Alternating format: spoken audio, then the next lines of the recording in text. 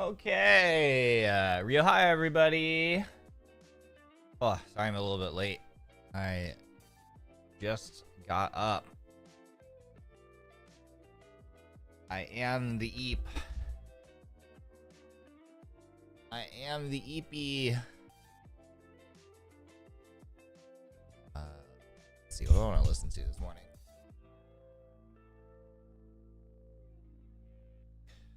Good morning, friends. Welcome to RyoMondays, Ep.7. Good morning, fellow EP Maxer. We're EP Maxing, yeah.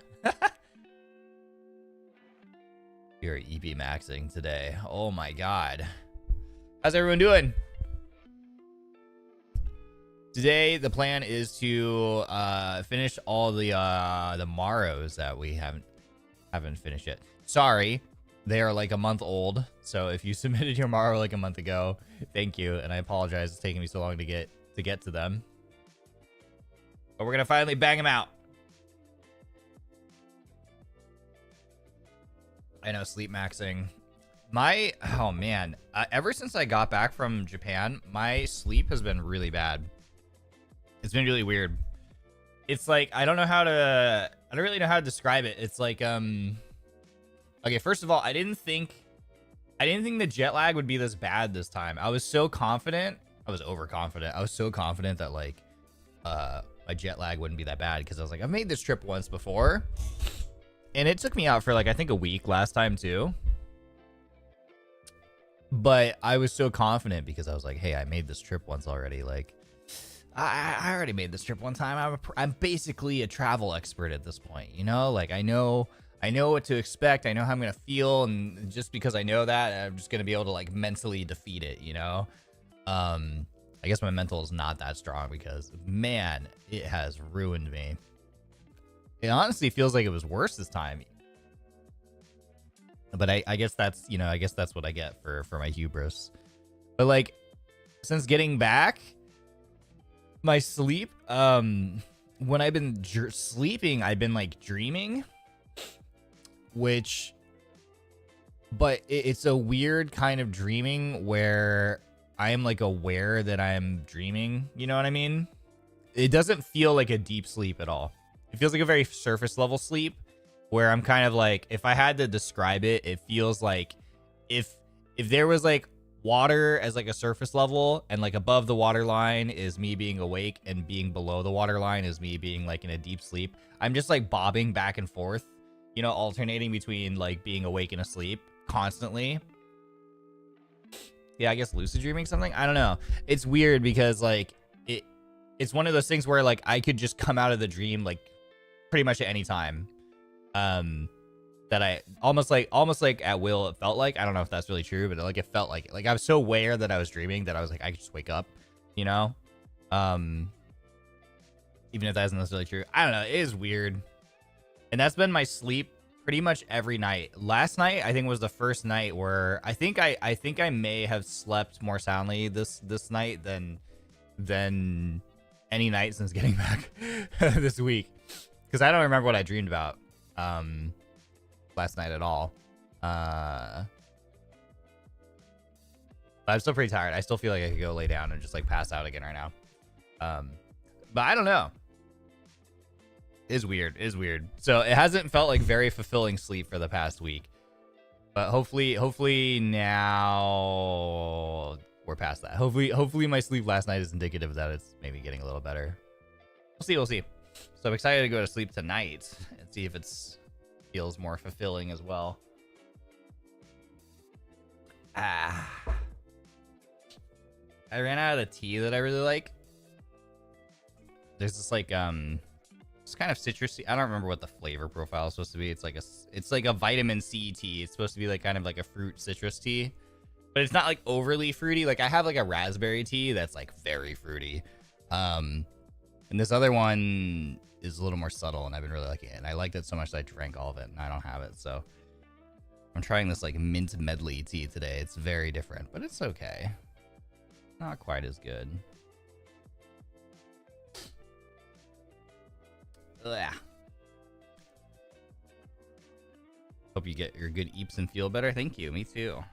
Hi, Lady Rionyan. Oh. Come here. And blow my nose.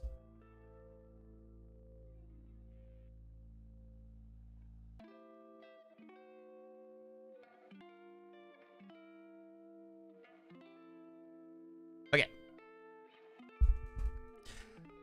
How did everybody like Denauth half anniversary karaoke? You were all up in my business yesterday, huh? Lady Runyan. Hi. Mwah. You always show up, particularly at the beginning of streams. Must just be the way that I talk at the beginning of streams or something. And then anytime I'm recording vocals for anything, and anytime I'm practicing my singing, he just likes to come over and cuddle. Hi. Which is particularly hard when I'm trying to record voice stuff. It's a little hard when I'm recording voice stuff. But she's so sweet and cute that she gets away with it, so. She likes your voice? Yeah, I think so. And whatever. I think she thinks that I'm talking to her or something. It's cute.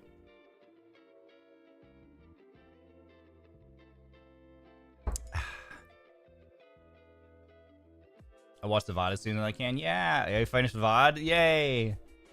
The karaoke was an experience. Is that a good thing? I love Niji. Me too, Pastel. I liked it so much I decided to buy all of Denauth Popes. Oh my god, I'm glad you liked it so much, Grim. Yeah, make sure you take our Popes on lots of adventures. We're so excited for Popes. I think of like all merch, you know, that Niji puts out there, those are the things that like I know at least I in particular was looking forward to, and I'm pretty sure that the girls were looking forward to, like probably the most of like merch. And from what I can tell, I think a lot of fans too. Because they're just cool. They're cute and you can take them places, and they're great for like photos and stuff. You know? I'm excited to get real Pape. He's got a few hats waiting for him already. Let's go. Let's go. Time to boil real Pape. Joking. No, don't boil. Don't boil him. Real Pape is in the trenches right now, but it's coming home. Let's go. Yeah. You'll have to wait a little bit longer. I think they ship around April, so it'll be a little bit longer, unfortunately, until they come home. But I hope that you enjoy them when they finally do. Yeah, I know April come faster. Real. Real.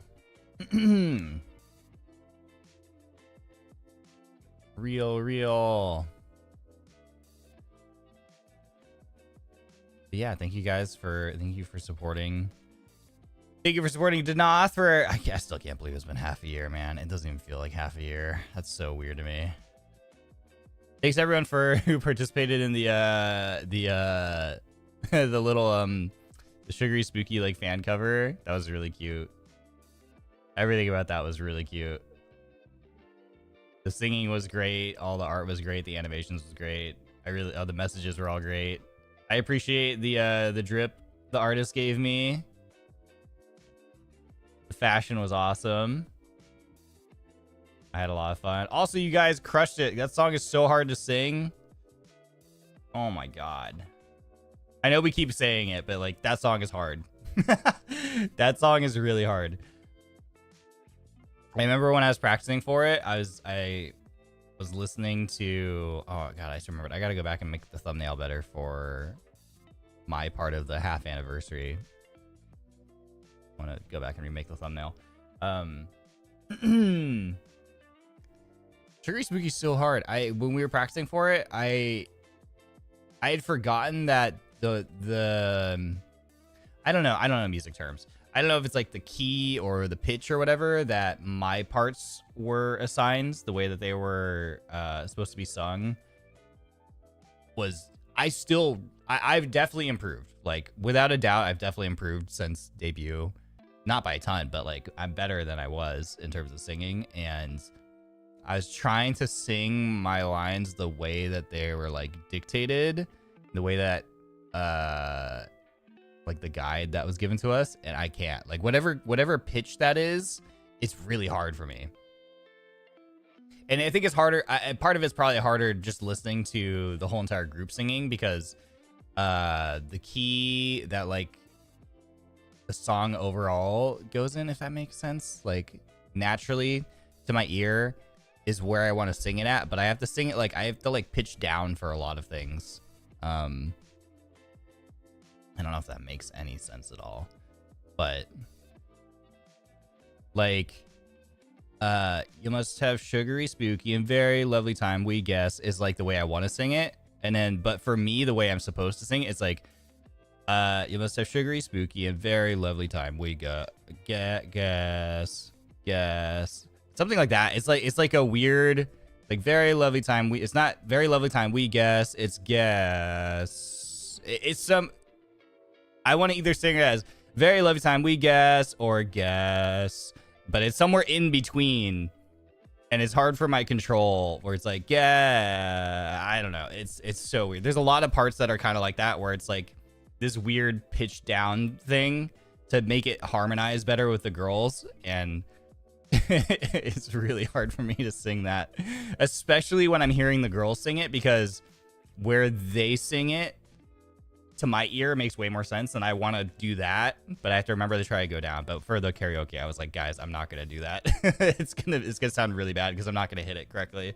I'm just gonna sing it the way it sounds like makes sense to my ear. I'm trying to remember, like it does that a bunch in the song. It's tough. It's tough. Jackson, thanks for the super. The other two needed to add a delay to their audio. No. Yeah, I heard there was so much delay. Ugh. But that's the challenge of singing over like Discord. That's the challenge of singing over Discord. That's why it was so cool doing the off karaoke or the off collab karaoke in Japan with everybody, was because you don't have to worry about that. Everyone just sounded really awesome and on time. That was cool.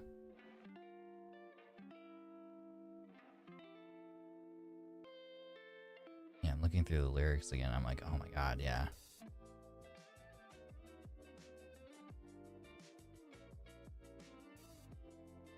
There's no boredom. Welcome to the house. Once this is scary, but why don't you be our guest? It's not like, why don't you be our guest? It's like, why don't you be our guest? It's hard. It's a good song though. It's hard. It's hard for me, but it was really good. Let's get it started was on point. Yeah, let's get started with so much fun. Oh yeah, I heard that one didn't have that bad of a delay.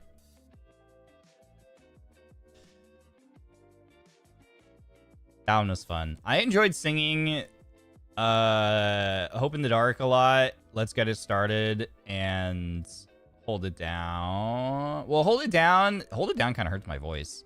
For whatever reason, whenever I was doing the lyrics for Hold It Down, I would sing it really like I don't know what the word is, but it would introduce like, I don't know, gravel or whatever, or I guess gravel or something whenever I was doing the lyrics, because for whatever reason the key for that or the pitch for that, if I sang it or read it normally, it just didn't feel right to me. It sounded like too light, like too tiptoey for like the energy of the song. But the other way that I felt like it sounded better is if I did that. Like, we're weary, we're ready. Like, that's the pitch. And so if I sang it like that, it just sounded weird to me because I'm like, this doesn't match at all. It didn't make any sense to me. So if I had said like, we're weary, like that, it made more sense to me. I felt like it sounded better. Kind of hurts my throat though. I think that's probably not something I should do without more like actual proper technique.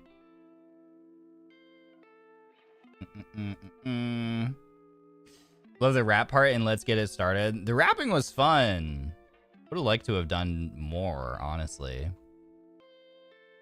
because that was the thing. I like Stuck in the Abyss because of the rap part was really fun. Doing Uki's part. That was a lot of fun.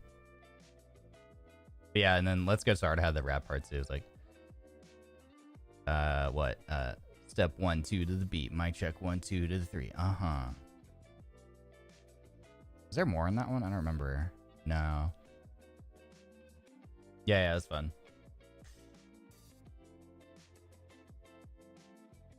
I was surprised. That one was a lot of fun. The Let's Get Started surprised me because I didn't think, because my voice is on like the lower side of things, and other people have been like, oh yeah, you're probably like a, what's the word, like baritone or something. So I found it surprising for that I was able to actually sing like the parts that when the way that they did the lyric division, the girls did. I was actually surprised I was able to sing the parts that I did at the pitch that I did, if that makes sense. I was surprised, but it was fun. It was cool. It's cool when you're doing something, you're like, oh, I can kind of do that.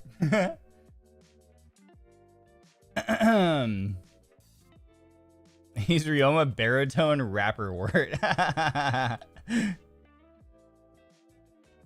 Yeah. It's like, oh my god, dude, Ren's voice is so good. Like, Earth feels like outer space. Like, the way he sings that, it sounds so good. So I was trying to like see if I could do it. I'm nowhere close, but like just singing higher, I was surprised I was able to do that. So that was a fun, pleasant surprise.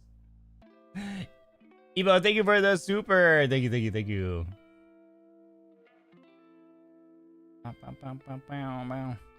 Seen the clips of karaoke? Still need to watch the full thing? Yeah. Go check out the VOD. I don't think it's too long, fortunately. I think, how long was the VOD, Chad? It was like around an hour, wasn't it? It was around an hour, probably. Around an hour. And then you all have Clara to thank, because she was like, oh my god, Ryoma, can you do this part again for the fans? I was like, for free? Okay. Make you bow down on your knees. Yeah,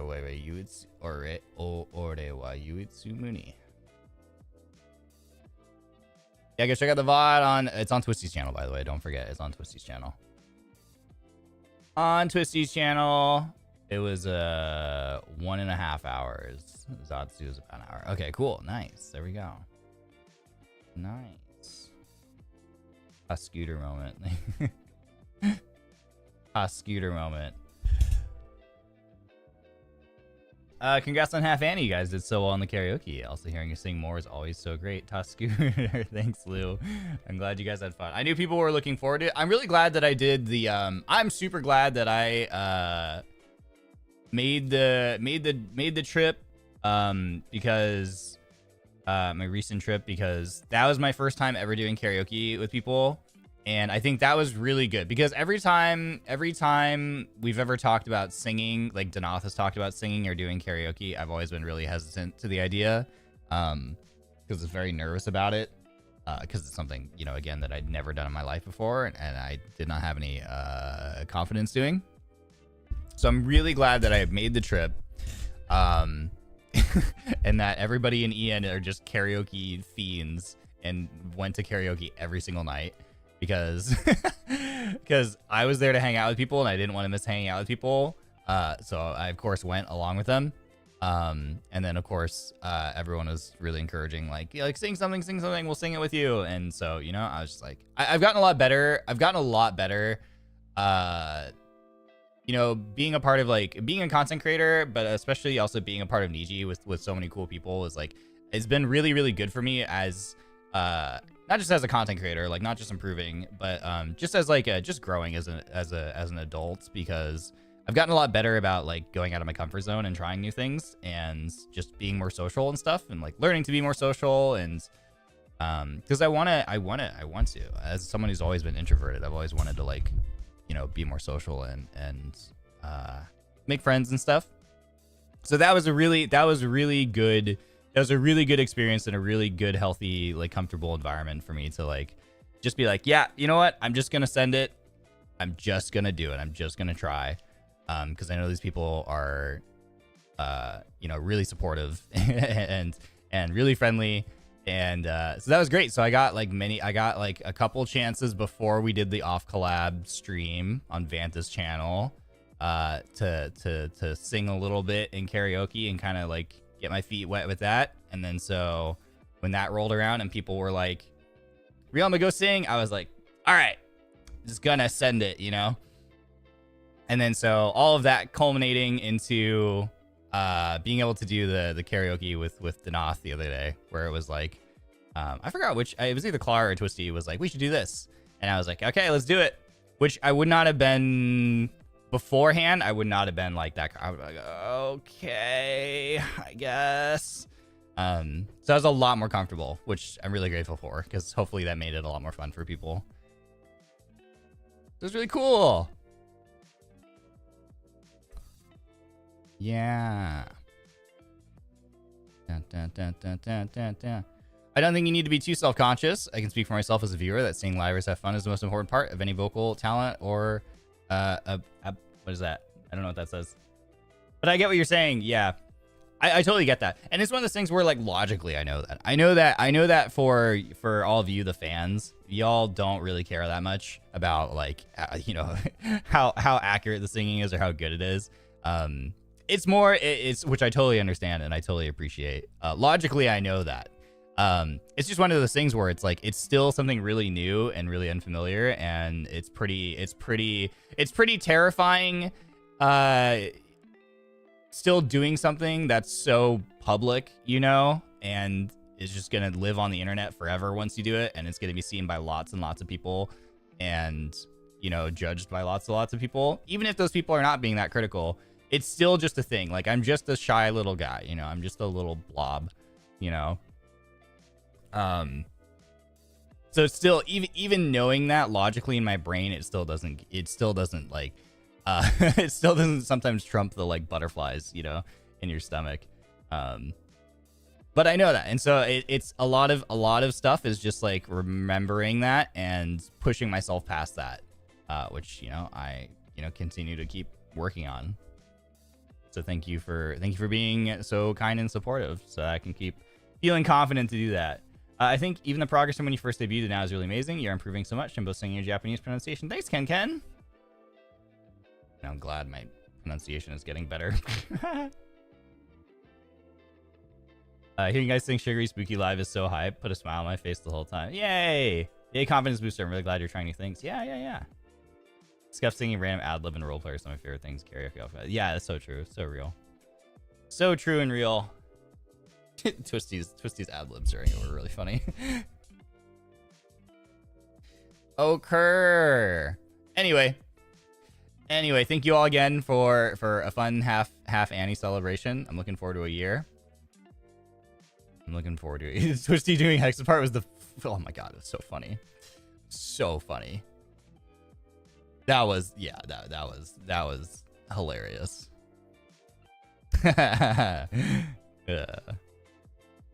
I'm really glad that they they gave Twisty his parts for for the lyrics division. It was really funny. Okay, what do you say we get on to the Morrows? I've got about 30 I want to try and get through.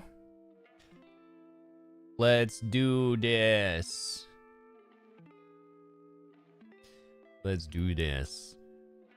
And he was there for support. Yeah, there may or may not have been a dead dude in our DMs that we were talking to during that. It was really funny. All right, get into the Morrows. Thank you guys for the Morrows. Let's see. Reminder, I haven't done the thing where I download all the images and load them into my OBS, so I apologize. I'm just gonna read them off of the websites. Let's see. This one says, "Hello, Mr. Barrenwort. I have a question for you and your game preferences. Specifically, I have to ask if you're taking recommendations. If you are, there's an indie game called Underhero that I believe you may enjoy. It's a Paper Mario-esque platformer where you play as an evil hench person after a hero of legend has an accident. There's a sassy sword that influences your decisions." Oh, sassy sword. Oh. My game preferences. Let's see. My game preferences are Battle Royale. Battle Royale is like my primary favorite game type, honestly, but I think it's mostly because I don't know, my brain craves like games that kind of give like that give like an adrenaline dump, that have like a really really big sense of tension to them, and I get that from BRs more than any other kind of game, I think, because there's obviously the weight of your life in a BR, you know, so dying in a BR, like it feels like there's definitely like a consequence to it, and there's a lot of like intensity that comes with the types of firefights. It makes my brain go burr, because like in every fight in like a battle royale, like Apex, for example, or any other BR that I ever play, like Apex Legend, or sorry, not Apex, like PUBG, even Fortnite sometimes. God, I always say that I miss H1Z1, Naraka Blade Points, Hyperscape, rest in peace. Whatever other BR games I played, I always get like a really big adrenaline rush from them, because every single fight I'm not only focusing on like the people that I'm fighting right in front of me, but I'm constantly having to like, my brain is constantly being like, okay, what are like the angles that I need to be aware of from like third parties, like what are the sight lines, like in this particular spot where I am fighting in this exact moment, what are the potential sight lines that I'm getting looked at from like other buildings, other terrain, other ranges from around the map. Like if a team pulls up and I start getting shot from this angle, what is my play? Like what cover am I playing next to that I would be able to LOS with immediately? Like if I get shot from this angle, where am I disengaging to? Like where am I ducking into a building? Like whatever, like I'm always thinking about so many things. And a lot of the time that stuff like pops up to be relevant in a BR. So like suddenly you'll get shot in the back, or like shot from across the map, or sometimes they're really close and it's like, okay, how do we like handle this situation? So I don't know, it just makes my brain go burr. It scratches an itch that like other games don't. So that's definitely my game preference. But I've been trying to like branch out into like more chill games too, because I can't always be 100% locked in for like a BR game, you know what I mean? So I have been enjoying, like, since joining Niji, I have been enjoying like starting to like try to get into like more casual games. And I definitely want to continue adding. I always say this. I'm always trying to like add more into our schedule, like more single player experiences and some more chill games.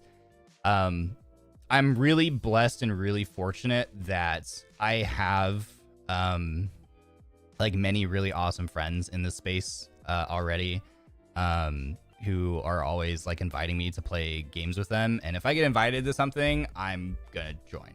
I say that all the time. It's like I think I said it on my debut stream even, like one of my goals was to come here to make friends, because content creation can be a really lonely thing. I think it's really hard as a content creator, especially as like especially in like a corporate capacity, to make like genuine friendships. So I'm really fortunate that I have those already, like that I've managed to make like a really great group of friends. So if they reach out to me and they're like, hey, let's play something, I'm gonna join. So I'm really fortunate that I always have people who are always like, let's play something this week. The challenge of that is it makes it hard for me to find space for those like those like more chill game experiences. So I apologize. I know you guys get a lot of collabs on this channel, and I really appreciate you guys always showing up and like hanging out and watching, even if it's not me giving you like a bunch of like one-on-one attention. I apologize for that, but I really appreciate that people still watch. But I definitely, it's always in the back of my mind. I'm like, okay, I want to like add more stuff that's like single player, that's like chill, Like one day I want to get into like trying Animal Crossing. I've been trying to work on Sunhaven, like a Sunhaven stream, because I played that game before, and I know Uki was playing it recently. And I liked Sunhaven when I did play it a couple times, so I want to like kind of like slot that into the rotation. And yeah. Maybe try Animal Crossing one day. Maybe get back in the Suika game for a stream. Like I have a bunch of stuff I want to do. Yeah. Making friends is hard as an introvert, but seeing you acquire many friends makes me hopeful. Yeah. It's totally doable. Gotta kind of put yourself out there, which is scary and hard, but you know, once you do it, you realize people are actually really nice. No need to apologize. Awesome to see you're having fun with others. Plus, the other streamers you're collabing with are so cool and nice. They are. Yeah. I really love my friends, and I appreciate you guys being really friendly to them. It's really cool because, like I said, it's pretty hard to make friends in the content creator space, and especially like at a corporate level, because unfortunately there is a little bit of like, you know, you always have this thing that comes with the position where, I don't know, whenever you get approached with people, there's a couple things, right? There's things where it's like, okay, is this person want to be a friend, or they just want to be sort of like a business associate, you know, like, and some people are there for friendship, and some people are there for trying to advance their career, and both are fine as long as people are upfront with what they want. I don't have a problem with either. There's also things that happen where, you know, some people get concerned about like audiences being weird about, you know, their favorite livers like interacting with other people. Specifically, oftentimes, depending on like the you know, like the gender of the streamers, there are some people whose fan bases can be like weird about that kind of thing. And so that's always a concern sometimes. But the thing I consistently hear from other streamers when I interact with them, after they have a chance to interact with me and interact with you guys, with this community specifically, they're like, oh my god, your community is so nice. like people are always nervous at first, but then once they have a chance to like actually like see how this particular audience is, I always hear they're like, oh my god, your community is so friendly. Like they're like, I can't believe I can just like say hi, and then they like say hi back, and they're really welcoming every time. So usually once people have a chance to hang out and interact with you guys and interact with me, like that kind of like that concern of theirs, that kind of like hesitation, that fear like dissipates really fast. So thank you very much for always being really really nice to everybody who comes in here. It shows. I hear a lot from people that they are really surprised by how awesome you guys are, and that makes them feel more comfortable to like hang out with me and like hang out here. And that's really cool, because there are, you know, there's plenty of instances in this industry where like that's not, unfortunately, that's like not necessarily the norm. So yeah, so I know I'm really lucky in that sense. So thank you. Yeah, we're just chill. Yeah, you're just a chill guy who likes to hang out and watch. You know that stupid meme going around on Twitter? Where did that even come from? You're just that chill guy who just likes to hang out and watch me collab with people, you know? So thank you for that. Not that meme, sorry. Yeah. But yeah, so anyway, so what I was trying to say is that like I really appreciate that you guys are super friendly and supportive of people who come through here, because it allows me to make friendships with people, and so I have a really great little group of friends now, who I always, you know, have around to do things with, and that makes me really happy. But I am also aware that I need to do more. I also do want to like you know, keep trying different games that are outside my normal game preferences of just high intensity BRs. Because they are also fun to play like chill games too. And also just do things like this, like just talk. That kind of thing, just talk.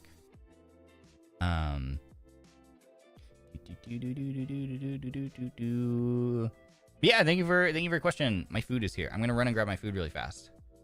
I ordered breakfast. I want my food. I'll be right back.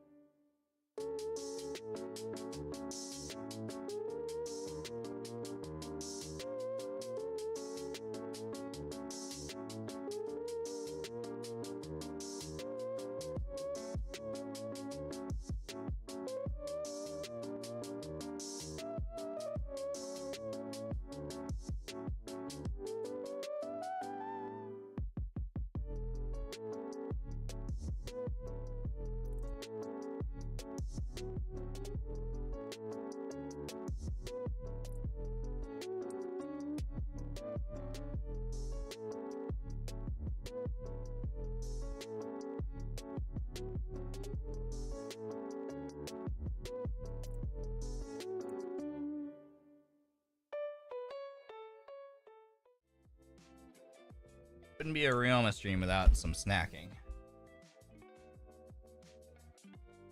Let's see here. Breakfast food. But yeah, anyway, what I was trying to say is that, like, sometimes when I'm talking with new people, they're like, you can kind of tell they're a little bit concerned. They're like, is it gonna be okay? Like, your fans aren't gonna come after me for playing with you or anything, right? It's like, no. So I get to tell people, like, no, don't worry. The fans are super chill and super nice. They are not gonna come after you. And I am able to say that with confidence. And it ends up being true. And I appreciate that. So thank you. Thank you for being nice to my friends. All right.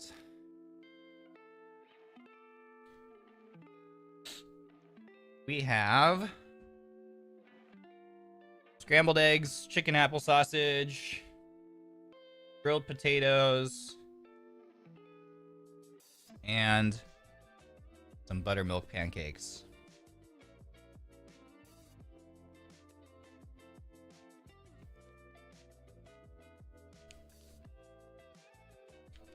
Oh no, the cats are coming over. No, this is my food.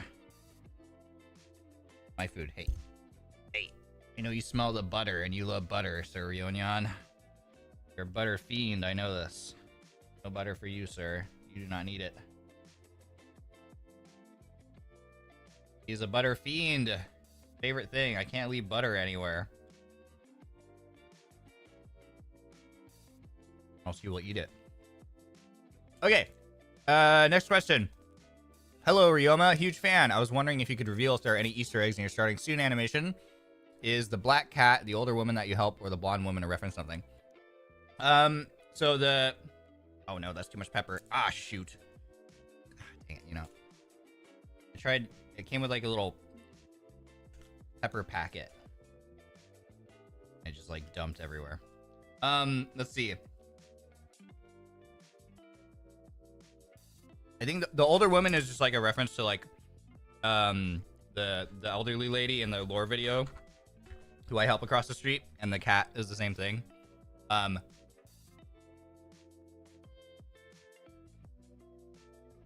really references to anything other than just like Ryoma's character just being someone who helps people out. So I had requested, how did my original request go to the artist? It was something like I knew I wanted I'd seen them make a similar sort of like opening scene for another streamer where the character was just like running and the background was constantly moving in the background, and I really liked that. So I wanted something different, or I mean something similar but different. So I was like, can you just like have Ryoma doing like various things in the background while the background like scrolls, like him just walking through the town and interacting with people. So they did the like they did the cat, which was part of the lore video, which was really cute. I love that part. And you know, helping, you know, the elderly lady, which was part of the lore video. And then the blonde woman they just drew because there's like the scene in the lore video that where it's a reference to like how he's walking through town and he has the like aura, you know, like sort of invisible aura of someone who's like actually pretty scary because he is actually like pretty battle hardened, but like everybody in the town just loves him because he's like very friendly and helps people out. So that's what all the little like the little scenes are referencing in the intro, in the starting soon screen. Yeah, thank you for your question. Yeah.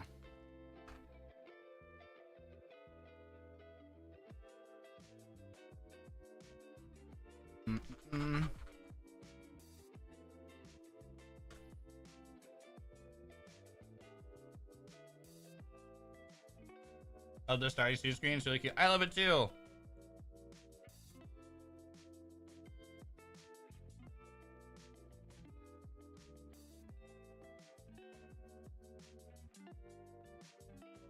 Okay. Mogu.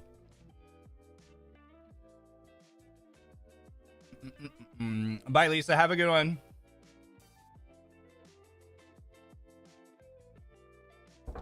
Let's see. Next question. Hello, Ryoshi. Hope you're having a nice day. Oh, I need to clear these elements and mark as red. Oh, logged me out.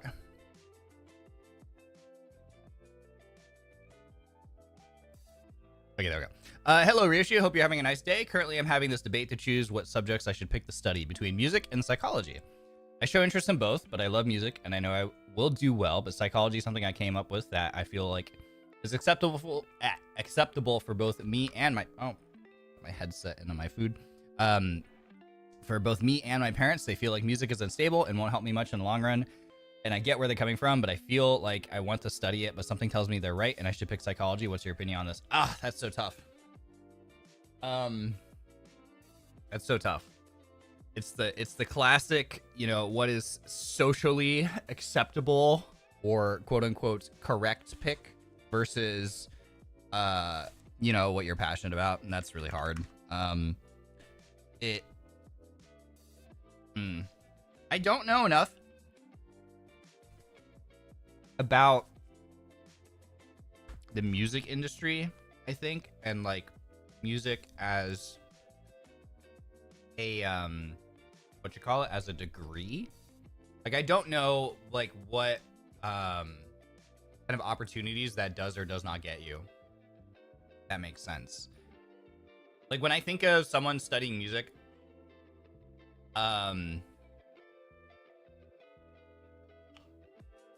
like what is the goal? Like, what is the end goal, I guess?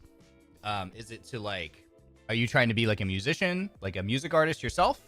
Like a creator, or are you trying to be someone who like works in the industry as like maybe like a mixer or works on like sound design for film or shows or whatever, like those kind of, I actually don't know. I don't know.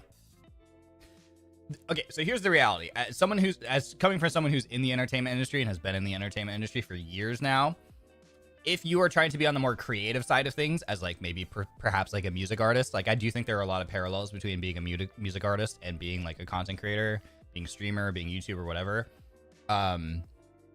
It's very hard. That is the reality. It sucks. That's the reality. But the reality of being an entertainer is that it is very hard, especially to make money, and to have any sort of stable income. It is a challenge. Undeniably, it's a challenge.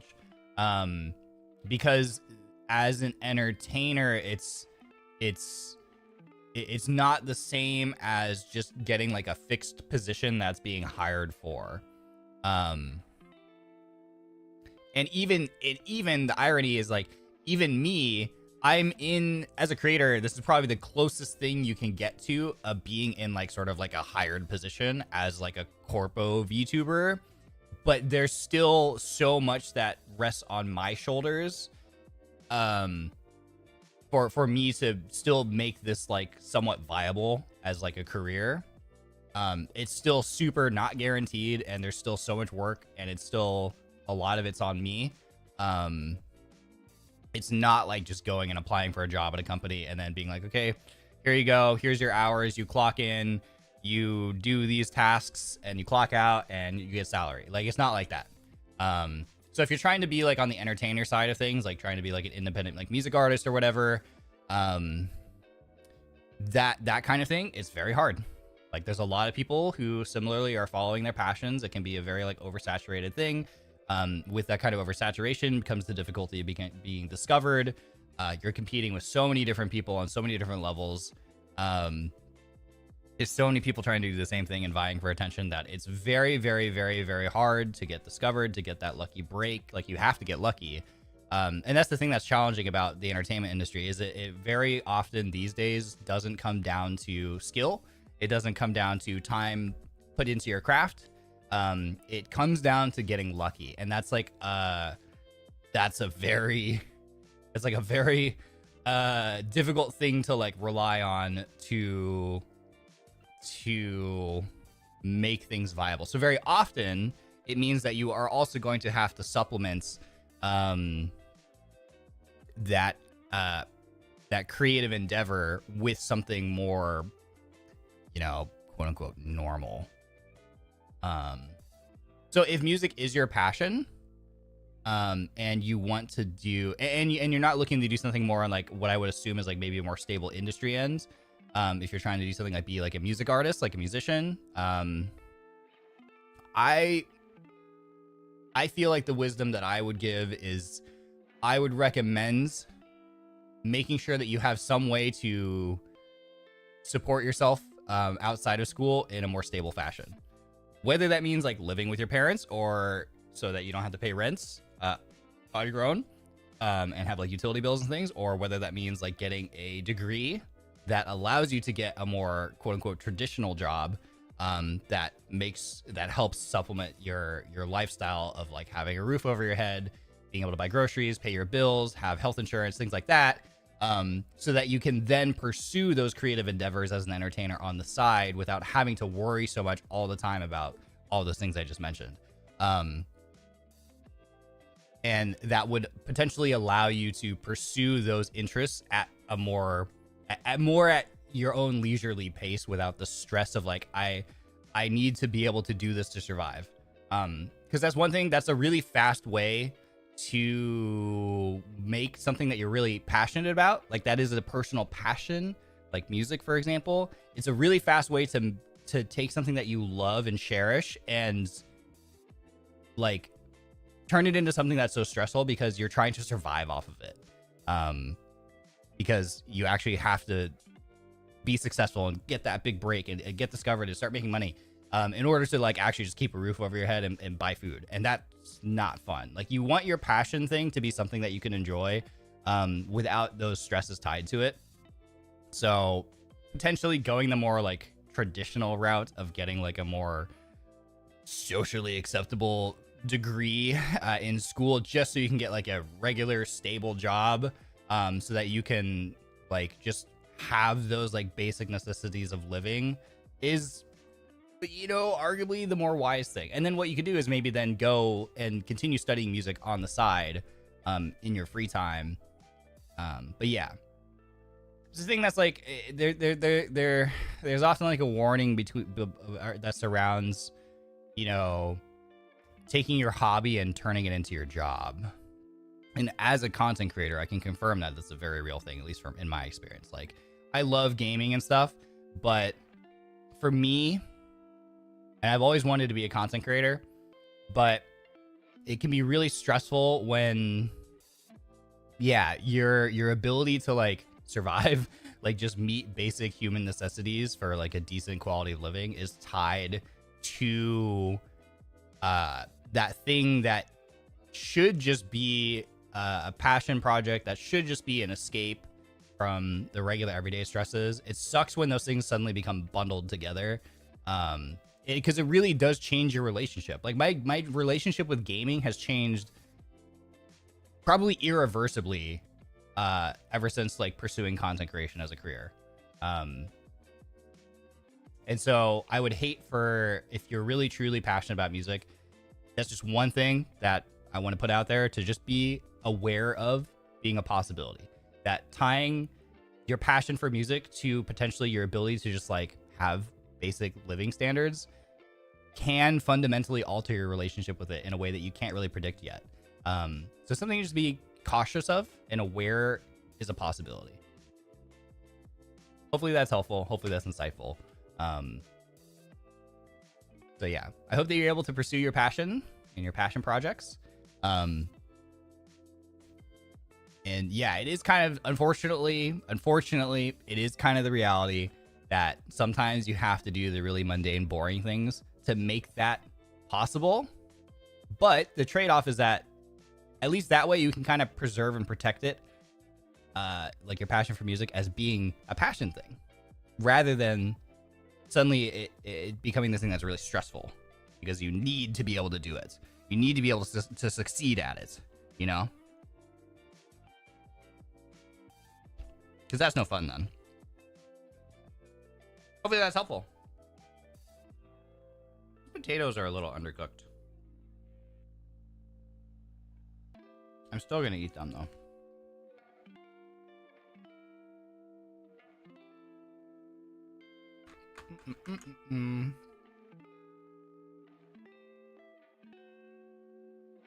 Same thing for art. As art for hobbies versus art for job. The moment a hobby becomes a job, it changes a lot of things. Yep. It really, truly does. And it's tough because it's like one of those things, like, for example, for gaming, it's one of those things where you look at people who get to play games all day and you're like, oh my God, I love playing video games. It must be so great to just do that for your career. Without, and until you're actually in the trenches doing it, you don't realize how awful that can be. Because it fundamentally changes your relationship with games. It really, truly does. I think arguably that's why there's such a high turnover rate in content creation.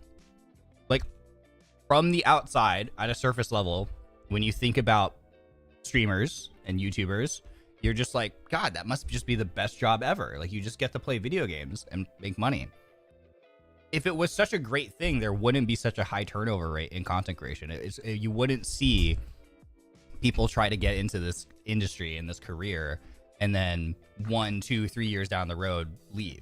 That's a very common thing. It's an incredibly common thing because, again, from the outside, you think it must be great. But then as soon as you're in there, whether you're independent, whether you're a face cam streamer, whether you're a VTuber, whatever, it doesn't matter. Like, across all disciplines of content creation, the turnover rate is insane.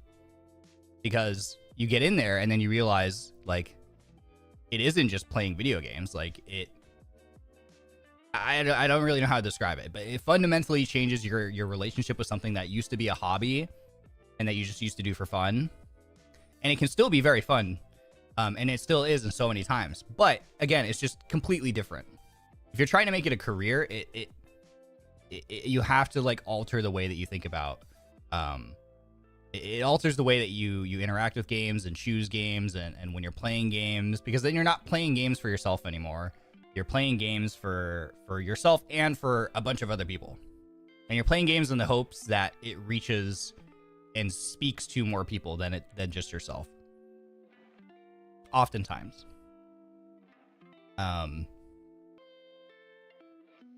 Most of the time. And there are some people, and you could argue, well, there's some people who really just play games for themselves.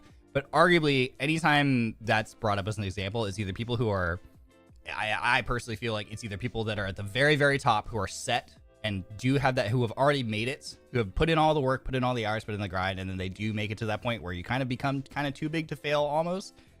Or there are the way at the other end of the spectrum where they haven't made that climb up because the way that they're doing things makes it kind of arguably harder to grow. And I don't personally feel like there's much of an in-between. Very rarely. So when you enter this space to try to do it as a career, it almost inevitably will change the way that you have to think about games and interact with them and blah, blah, blah. And for a lot of people, they get in and realize, oh, well, this sucks. Like, that's not fun. You know, this is stressful, actually. And I miss just being able to be chill, just be a chill guy and just play video games, you know, like, and just do things for myself and do things for fun. And so, yeah. So it's just something to be aware of, that, like, absolutely can be a career, absolutely can be a lot of fun, but it is going to probably change the way that you think and feel about things that you didn't expect. Yeah. I love video games. I thought making them would be fun. Ha ha ha ha ha ha. No. No, yeah. I can't imagine being a game dev. That seems so stressful. Yeah. I often hear gaming content creators mention they don't play games off stream or not for content. Yes, 100%. I rarely play games off stream or just for fun anymore. And that's sad. You know, like, games are meant to be like an escape. They're meant to be a disconnect. They're meant to just be like this fun thing. And yeah, myself personally and lots of other people that I know who are streamers and content creators are the exact same way, where we don't play games off stream. Because you're playing a game and you're like, I should be playing this game and streaming it. I should be playing this game and figuring out how to make content out of it. Like, I shouldn't just be playing this game by myself. Like, content creation alters your brain. I swear to God. Like, you hear people, like, you hear the phrase, like, content brain is a real thing. There's a lot of people who, like, we can't turn that off anymore. Like, everything that you're doing, you're thinking about, how do I make this into content? And there's a lot of people, and I'm glad that I'm just sort of like a person who just, like, does game. There's plenty of people who do stuff beyond gaming. Like, do IRL stuff, whether that's like traveling, vlogging, cooking, whatever. For a lot of people, you get content brain, and it's hard to just do normal things, the things that are just normal activities for other people, and not feel guilty that you're not making content out of it. It's really messed up, honestly. Like, and yeah, and again, that's why there's a really high turnover rate in content creation. It looks great from the outside, and then once you get in there, you're like, oh, I don't like the way this has changed my relationship with all these things that normally are just used to be just very fun and simple.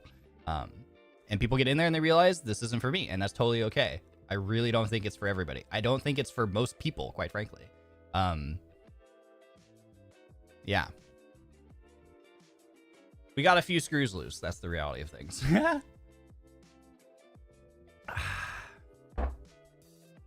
When I was thinking for my degree, I asked myself what course that's aligned with art, social media, or VTubing. So here I am doing business. I hope you are happy with your decision. Yeah. But like I said, it's also, but I don't want you to listen to all this and be like, oh my God, it's terrible. Because it's not. The reality is it's also super cool. It's super unique. I will come out of my content creation career. And I've had this even before joining Niji. I've had so many cool moments that I know I will look back on when I'm older and be really grateful for, because it was an incredibly unique life experience that the majority of people will never ever have. And that's cool.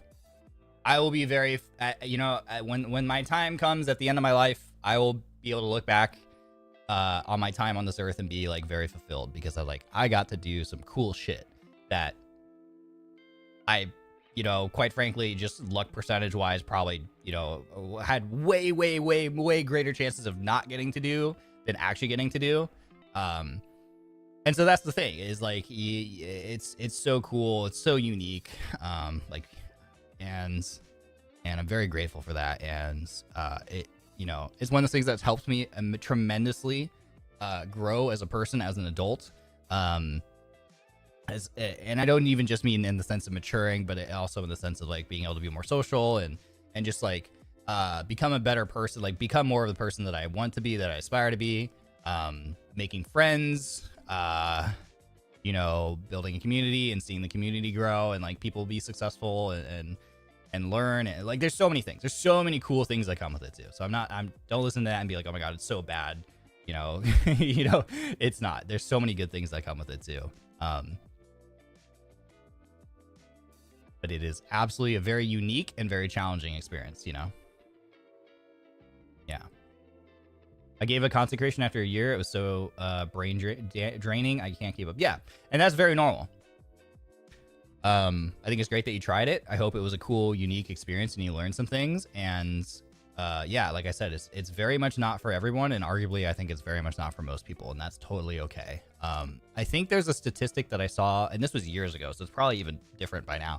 But I remember seeing a statistic a long time ago, like a few years ago, that something like, and I'm pulling numbers out of my butt. So, you know, trying to remember what I saw, and I don't even know how verifiable that information was at the time. But it was something like 90% of people give up after like 90 days of trying to be a streamer. And I personally find that statistic pretty believable. I find that pretty believable. Try streaming sometimes. Just try being a brand new streamer. Just make a channel and try streaming to like 0 to like 2 viewers for 3 months straight, nonstop. And you might get like a little sense of how hard it is to get off the ground, and how you will suddenly, if you're actually trying to like break out of that like 0 to 1 to 2 viewer range, how you're suddenly starting to think of like all the different ways in which you're trying to like make content. Like, okay, what am I doing wrong? Like, how can I make this more, how can I play this game but make it more palatable to more people, and, you know, be on social media and interact and get attention and traction, blah blah blah. And yeah, and then people realize, well, this isn't actually as fun as I thought it would be. Yeah.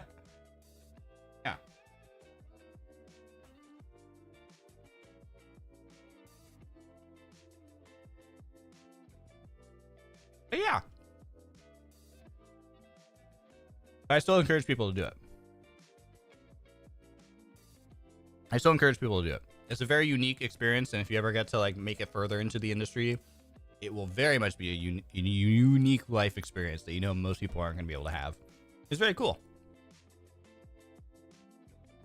Thank you for your question. Hi, Ryoshi. Do you play board games? Chess, Scrabble, Snake and Ladder, etc.? You know what? No, but I would love more board games in my life. Actually, that's a lie. You're looking at the 3-peat. Back to back to back. Denauth Weekly Collab. Mario Party Champion. I don't play board games. I dominate board games. But if we're talking about like IRL, like tabletop, I would love to play more. But yeah. But don't come at me in Mario Party. That's my territory. Yeah, board games are fun. I would love to play more board games. You know what game I really like that people kind of like to like meme on is like Settlers of Catan, or Catan, or however you pronounce it. I freaking love that game. I know it's super simple and there's not that much depth to it. Then once you've played one game of Catan, you've kind of played all games of Catan, it almost feels like. But I don't care, man.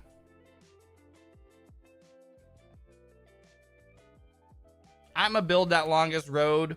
I'ma control those really valuable trading ports, you know? I don't care. What's that? You want to convert your sheep into some actually useful materials for late game? Well, you gotta go through me first, buddy.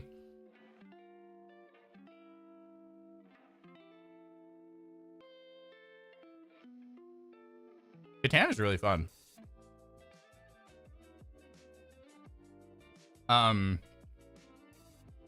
Chess. Honestly, I had a lot of fun watching the like chess collabs that Zally has hosted. I would love to get in on one of those one day, because that was a really cool concept. I like the like team chess thing, because I found myself when I was watching just playing along in my head, like, oh, I think they should make this move. That's fun. I'd love to do that too. So no, I don't really play that many board games, but I definitely want to play more.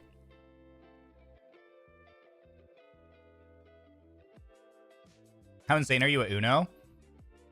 I don't know. I've only played Uno a couple times. Do you like D&D? I've never played it. But the more I talk to like Aya about it, the more interesting it sounds, and I want to try it. Scrabble is an honor. Hell yeah. How's breakfast? It's okay. I got chicken apple sausage. Like chicken. It's very mapley. I mentioned this before, but like, I don't love overly sweet things anymore. My taste buds have really changed with age. So this is like a maple chicken apple sausage, and it's just a little bit too mapley for me. It sucks. I'm like, oh, it's too sweet. I can't eat it.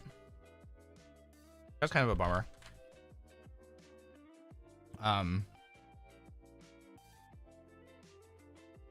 The potatoes are a little undercooked, but they're still seasoned okay, so I'm still eating them.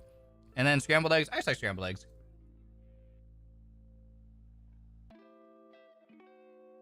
I haven't gotten my pancakes yet. I'm saving them for later. Saving them for last, I think.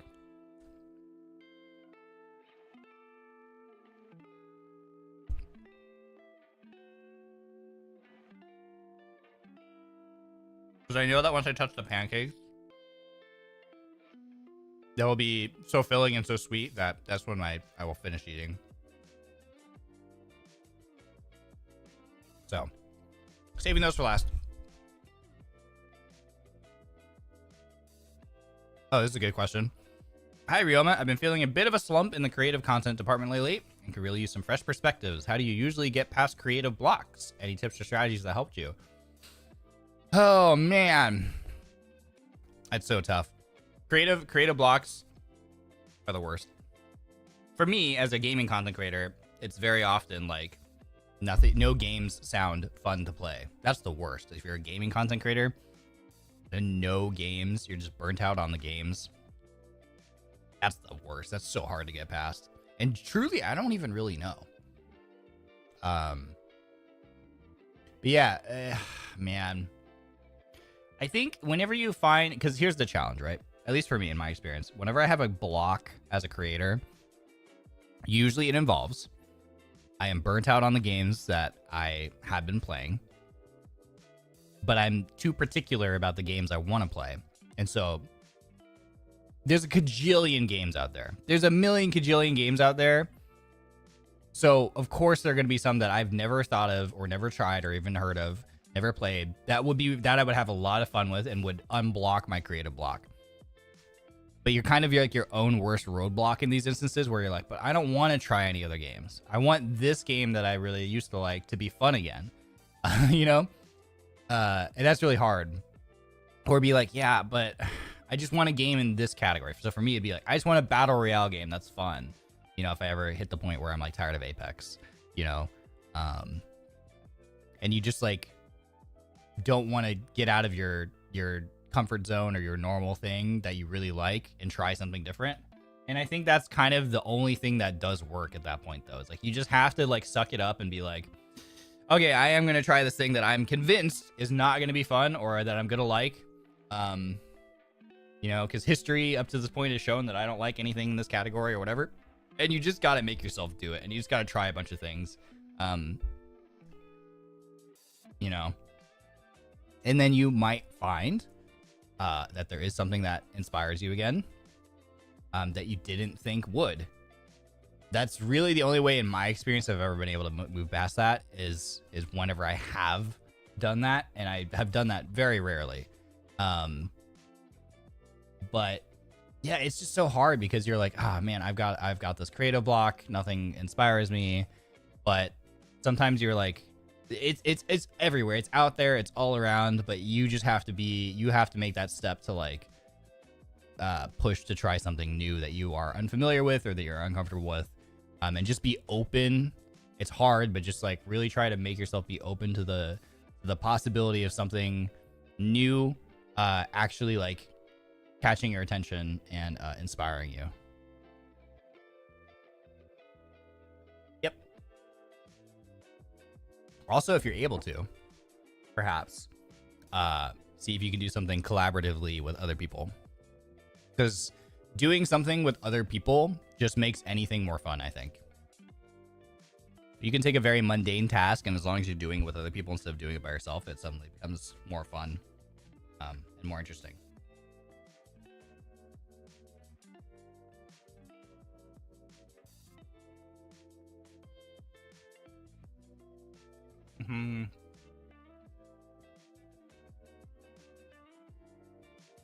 I wish you the best in your creative journey.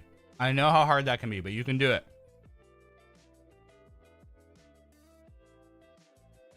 Man, some of these potatoes are just really undercooked. I don't know if I should complain and try to get some of my money back.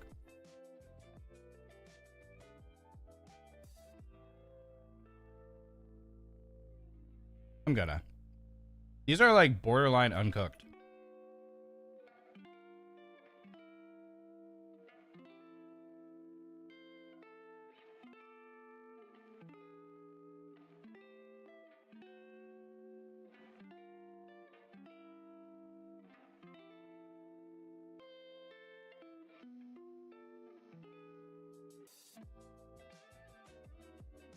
Okay.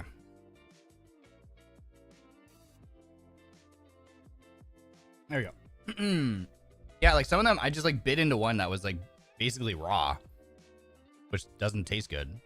Like, oh well. Anyway.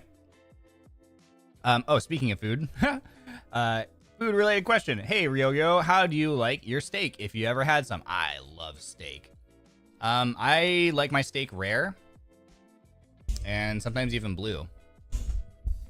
And then we even ate like raw beef in Japan at one restaurant. They were like, please eat this fast. It is raw. Like, don't let it sit out. It was really good. Yeah. Medium rare is too cooked for me. Blue or rare for my steaks. As long as you have a really good sear on the crust, doesn't matter what the inside's like, honestly. Yeah. It's all about the rare. That's where, like, if you start cooking it, so even medium rare for me is too cooked, because then to me it becomes too tough in terms of texture, and it loses a lot of flavor. Did we try beef tongue? Yeah, we had tongue first time in Japan. We got a bunch of tongue. It was good. It was good. Yeah, it's more juicy. Exactly.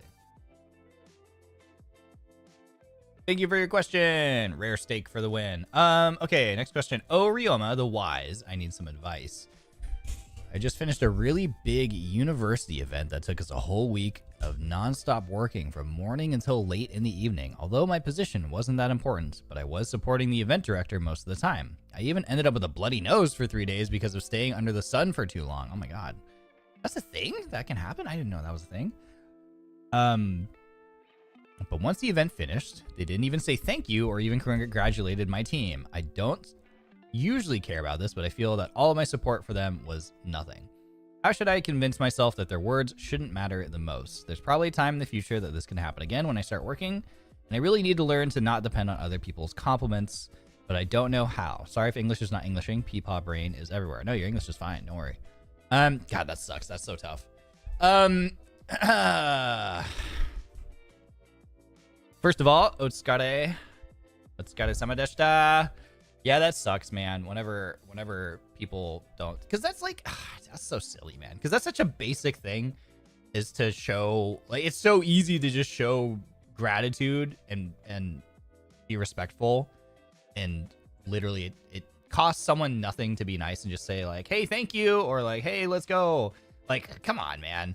So of course that's just like of course that's upsetting and disappointing. Like, your feelings are so valid there, because it would have costed that person absolutely nothing to just take a second even to just acknowledge and say thank you.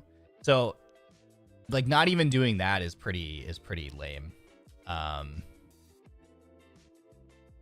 So, but yes, you're right. Like, it sucks, and obviously it sucks that it bothers you, because you're like, it shouldn't matter, but it's obviously frustrating. So just know that your feelings are valid there. But you are correct. Like, sometimes in life you do also have to be like, okay, well, this is gonna happen. Like, there are gonna be occasions where you just run into people who are just not that kind of person, and you just gotta be the bigger person and move past it. Feels bad because you're not asking much at all. You're asking very little, so it shouldn't cost that person much to give you that in the first place. My glasses just keep getting dirty today.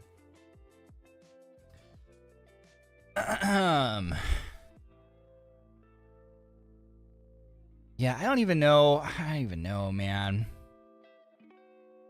It sounds like you're already aware that it sounds like you're already aware that like their words shouldn't mean anything. It's more that I don't think it's even necessarily that like, I think it's just like disappointment. You know, it's like come on. It's kind of like a come on.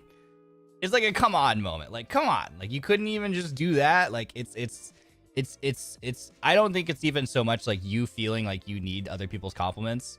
I think it's just like, I think it's a very basic normal human reaction that anybody in your position would be like, come on, like, you didn't even say thank you, like, what the hell, you know? Like, so I wouldn't beat yourself up over it. And certainly don't let this person's shitty behavior make you feel bad about yourself, right? That's like the thing. I think that's the thing that you're kind of like self-aware of, is that like you are letting someone else's shitty behavior make you feel worse about yourself, and like that's so backwards, right? So just like acknowledge that and just be like, okay, like, I'm letting this person's shitty behavior make me feel worse about myself, and I shouldn't let them make me feel bad about myself. So it's not you, it's not a you problem, it's a them problem, right? So just see if you can like acknowledge that and try to separate that. It's not a you problem, it's a them problem. Don't let their problems, you know, make you feel worse about yourself. Because yeah, they should just at the very least say like, hey, good job, guys, you know, like.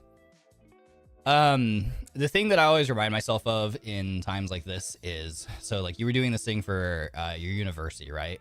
And you're supporting the event director of the university. Is like the thing, like there's a phrase that I really like, where it's like be loyal to people, not to like company, as an example. So in this instance, it would be like, be loyal to people, which means being loyal to yourself. Like, be loyal to people first, business second. There you go. I got that better that time. It's like, be loyal to people first and business second. Business in this instance being your university, and arguably even the director, the event director, right? And by be loyal to people first, it means being loyal to yourself and being loyal to the people around you who are also like lower on the totem pole, on the ladder there.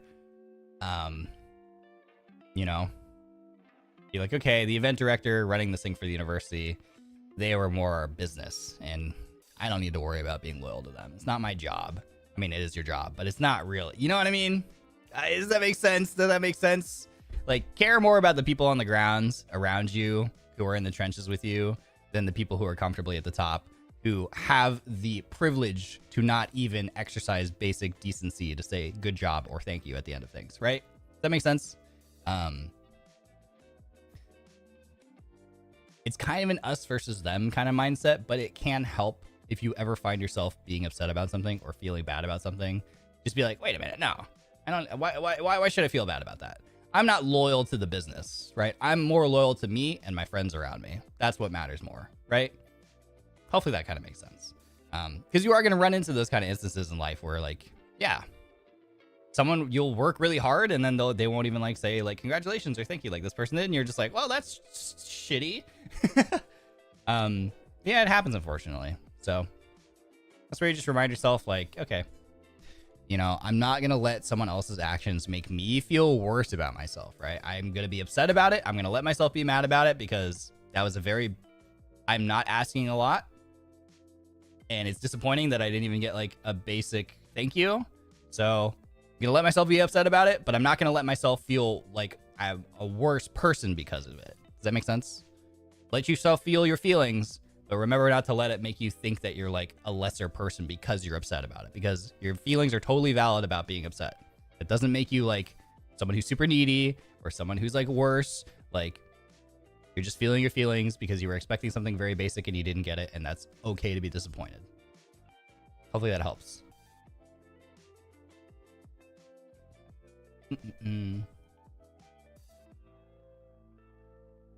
All right, I gotta go stuff my face with barbecue. Have a great rest of your stream. Enjoy his advice. I want to go stuff my face with barbecue. Take me with you. That sounds amazing. Barbecue is so expensive. I literally was looking at a barbecue place for lunch the other day, before karaoke. It's always so expensive. Anytime I've ever looked at at barbecue places here in the States, it's always so expensive. And I mean, I get it. Maybe like it's probably, I mean, I know it takes a long time to cook and like prepare, and it's meat, so of course it's expensive, but still, it's just like, because it's always expensive for just the meat, and then the sides are always really expensive too, and very rarely do they come with sides, or if it does come with sides, the price is like bumped, you know.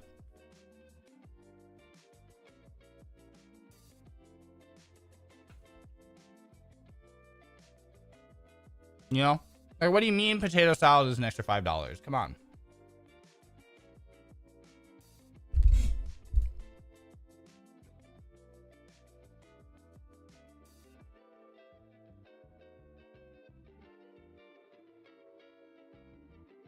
I get it, but still sucks.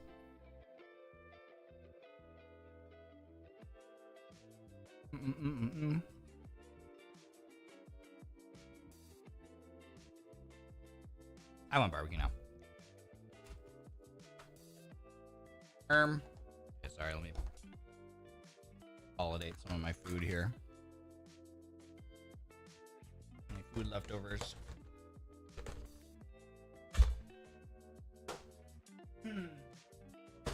Okay, next question.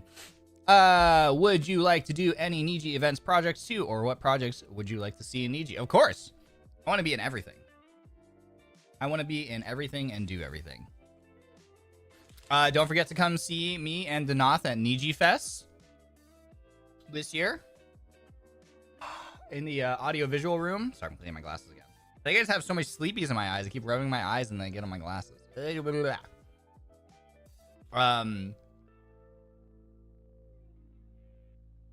There is also another upcoming event, maybe possibly, that you should also keep an eye out for us to appear in. So yeah, I'm always like, I literally say, I'm always saying like, please, literally anything, literally any opportunity that comes up, let me know, because I am down. I came here to, like, do cool shit and push myself as a content creator and try new things.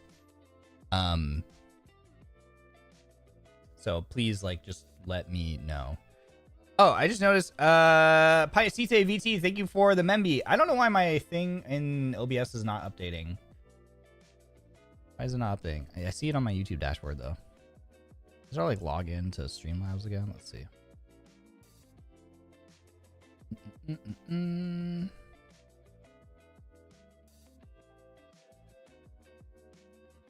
Niji Fest? Niji Fest is, in Japan.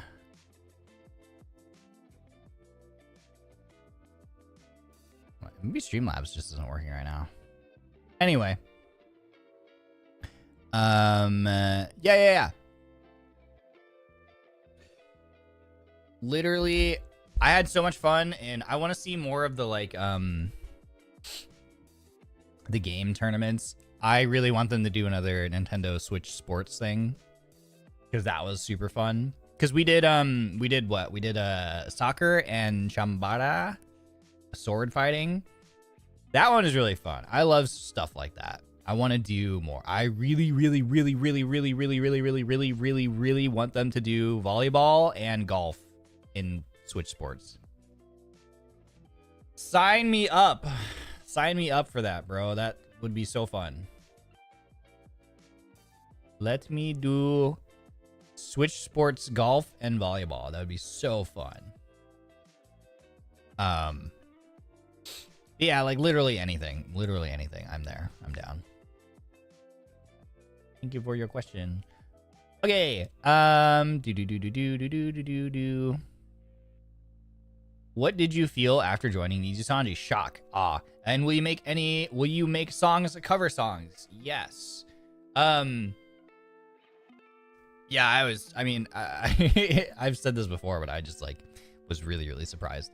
And it still didn't feel real for a really long time. It's so funny. It's so funny talking to my friends who are like recent corpo debut people in this space, because everyone's just like there's always that like very collective sense of like, wow, I don't what you know, you just like don't, it doesn't feel real for a really long time. It's super overwhelming at first, especially because you're always so busy in the beginning as well. Like when you do join like a company, you're so busy in the beginning. There's so much to like get ready for. Like you're doing so much. Like debut is a really big deal. So like there's always like a bunch of debut stuff that you're doing. So you don't even really have time. You don't even really have time to process it, I think. You get in and then you just get to work. And then you get to work and then you debut. And then the first month of debut especially is just a whirlwind of like your first week of streams and all the interactions and trying to like figure out what like, you know, what your content is and what your audience is going to be like, and so much stuff. So much. Yeah, you have to think about you have to think about assets, like what's your branding. There's so much. So like, yeah, I just remember being really shocked because I really didn't think I was going to get in. And I genuinely just couldn't process it for like, I think the first 3 months. I just was in a constant state of like, this isn't real. Like, I'm not here.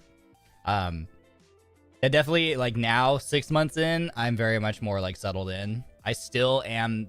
It's weird because at the same time, I very much still feel like I'm trying to get my feet under me. But it's way less than in the beginning. But yeah, I was super excited. I was really excited because, you know, I knew that by joining NIJISANJI, I was going to get to have yet another really incredible, some new and incredible experiences as a content creator.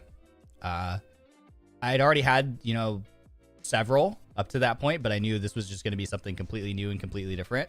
So I was just very excited for that. But also very overwhelmed and very surprised and unsure of like what was in store for me. But yeah, that's why I joined. I knew I was jumping into the unknown, and that's what I wanted to do. So yeah.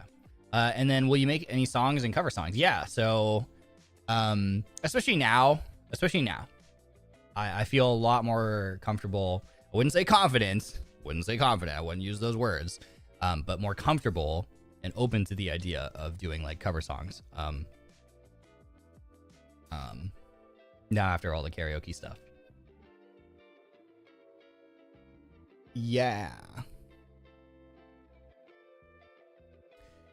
So, well, we'll see. Gasolina cover coming. Imagine. Imagine.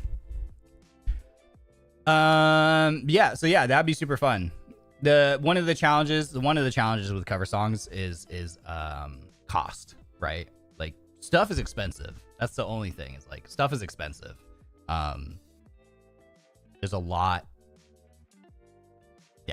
there's a lot of money that is involved with things like cover songs. That's the one really big challenge to doing them. That's all I'll say. They just cost a lot of money. They cost a lot of money. So I think that's something that's really important to acknowledge in this space, is that whenever like your favorite creators do put out songs and stuff, like please support those songs, please support those music videos, you know, make sure you like, comment, and subscribe on them, because those projects, not only are they just like a lot of work for everybody involved, they're expensive. So anytime your livers, your favorite livers put out cover songs, definitely make sure that you support them. Because very often those are passion projects that are made for you guys, that are made for the community.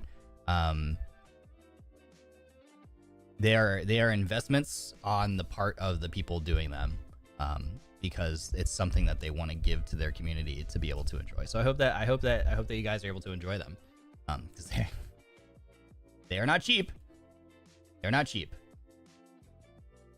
It's just something. It's always cool to see people support people's like music videos and cover songs and things like that. Yeah. Next question, King Ryoma Barrenwort III. I went to learn how to drive a car again. I used to drive, but since I'm moving to a different city for college, I've forgotten some things. One thing I struggle with is judging the distance in front of the car from the driver's seat. I still can't figure it out. My mind goes blank when I'm behind the wheel. It's easier for me when I'm on a motorcycle. Oh, I'm sure it is, because you don't have blind spots. You have way more vision on a motorcycle. For cars, the general rule of thumb is if you're trying to judge the distance between you and the car in front of you, if you can't see the entirety of their rear bumper, then you are too close. So the general rule of thumb that I adhere to is 2 car lengths behind, which I know is like hard if you're not used to being in a car. It can be kind of hard, but you should be able to see the entirety of the rear of their car. Rear bumper all the way down to the tires on the ground, and then plenty more. And the reason why is because you want to leave enough space so that if you ever do unfortunately get rear-ended, if you leave enough distance between you, the car in front of you, at least there's maybe a chance that like you don't get pushed into their car, and then the front of your car also gets damaged, and the rear of their car gets damaged, and then that just becomes a whole other mess. It might give you a chance to maneuver out of the way as well. But yeah, the bare minimum is make sure you can see the entirety of their rear of their car. If you can't, you're too close.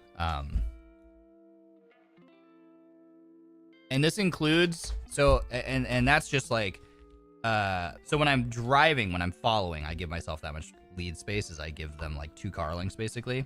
If you're at a stoplight, usually you're closer to the car in front of you, but again, you want to at least probably make sure you can still see their rear bumper, you know,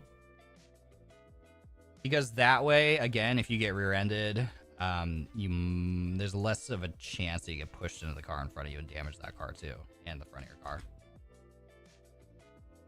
So that's what happened to me. My car was totaled. No, I'm sorry. That sucks, man. People are so shitty at driving, man. I swear to God, I think I've said this before. Driving is not that hard, but some people just make it seem like it's literally the most difficult thing on the planet. It baffles me. It baffles me. It really is not that hard of a task. People just make it so much harder than it needs to be because they just aren't paying attention, which then means that you have to pay extra attention.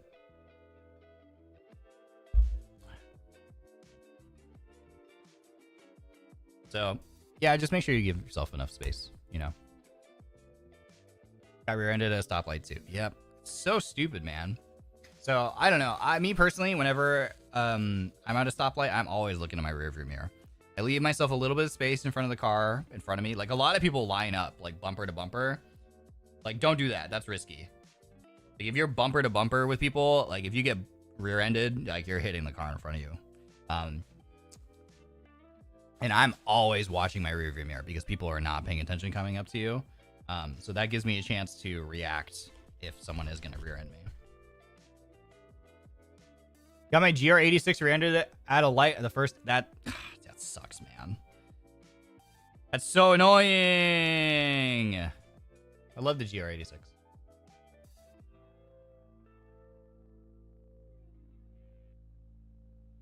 It's about to be winter here, so I won't be able to drive my 240. I want to go. You don't want to go drifting? No. Yeah, be safe. You deserve for having a Honda name. Hey, no Honda slander here. I love Hondas. Nobody deserves to have their beloved car hit.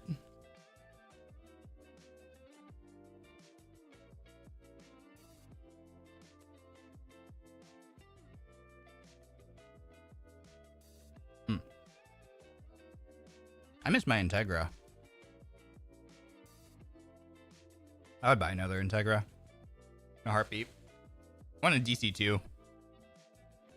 I had a DC5. I want a DC2. But yeah, best of luck on your return to driving.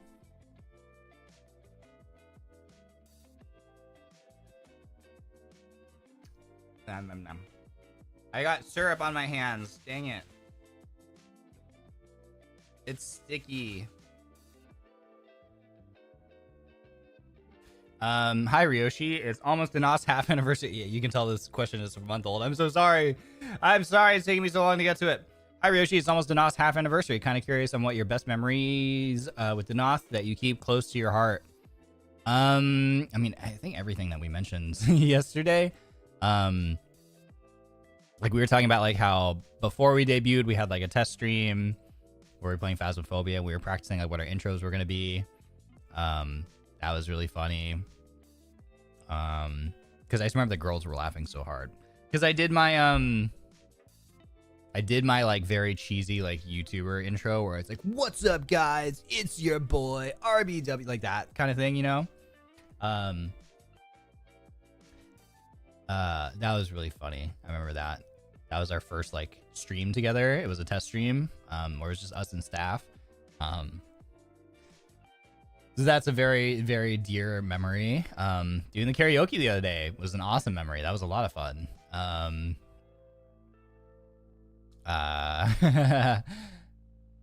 Yeah, all of them really. Like I love that we do like stuff every week too. So every week is special. Yeah, every week with them is special. Thank you for your question. Next, if you were to choose a theme for a voice pack, what would it be? Ooh, yeah. If I were to choose the theme, you know what? Someone made a comment the other day about Denauth doing like, it would be cool if we did like a voice drama. Something like that would be really fun. Like some just sort of like crazy scenario would be funny. I don't know what that would be, but like something, you know, a lot of the voice packs are like, you know, like pampering voice, which is out right now, pampering and scolding voice, or like encouragements, like cheer up, like or you know, the ones that we didn't get to do, like cooking voice, like let's cook together, or you know, things like that. I would love something just really silly and ridiculous and maybe serious or whatever. Or satirically dramatic, you know? Could be really funny. That'd be cool. That'd be fun. The Denauth OVA voice drama. Exploring the Denauth Manor voice drama. Yeah, something like that. Yeah, something like that. Hi, Ryoma scolding, pampering VP guys. Yeah. Is it still available? I think it's available for a little bit longer. Link is in the description for my voice pack stuff.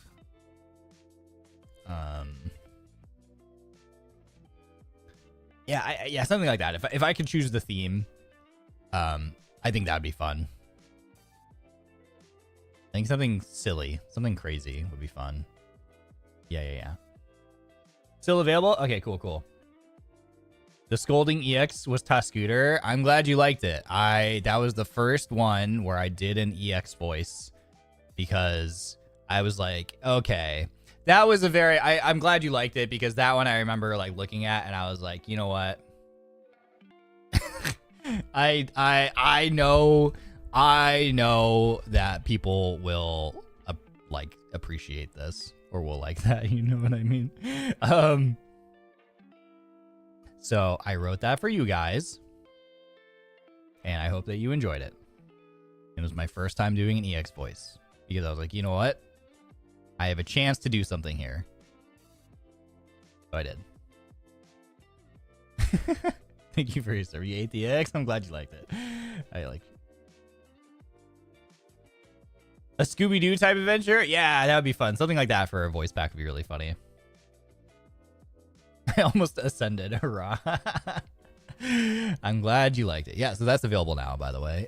If you want to go get that, you can for a few more days. Okay, next question. If you were to build something from scratch, what would you make? What would I make from scratch?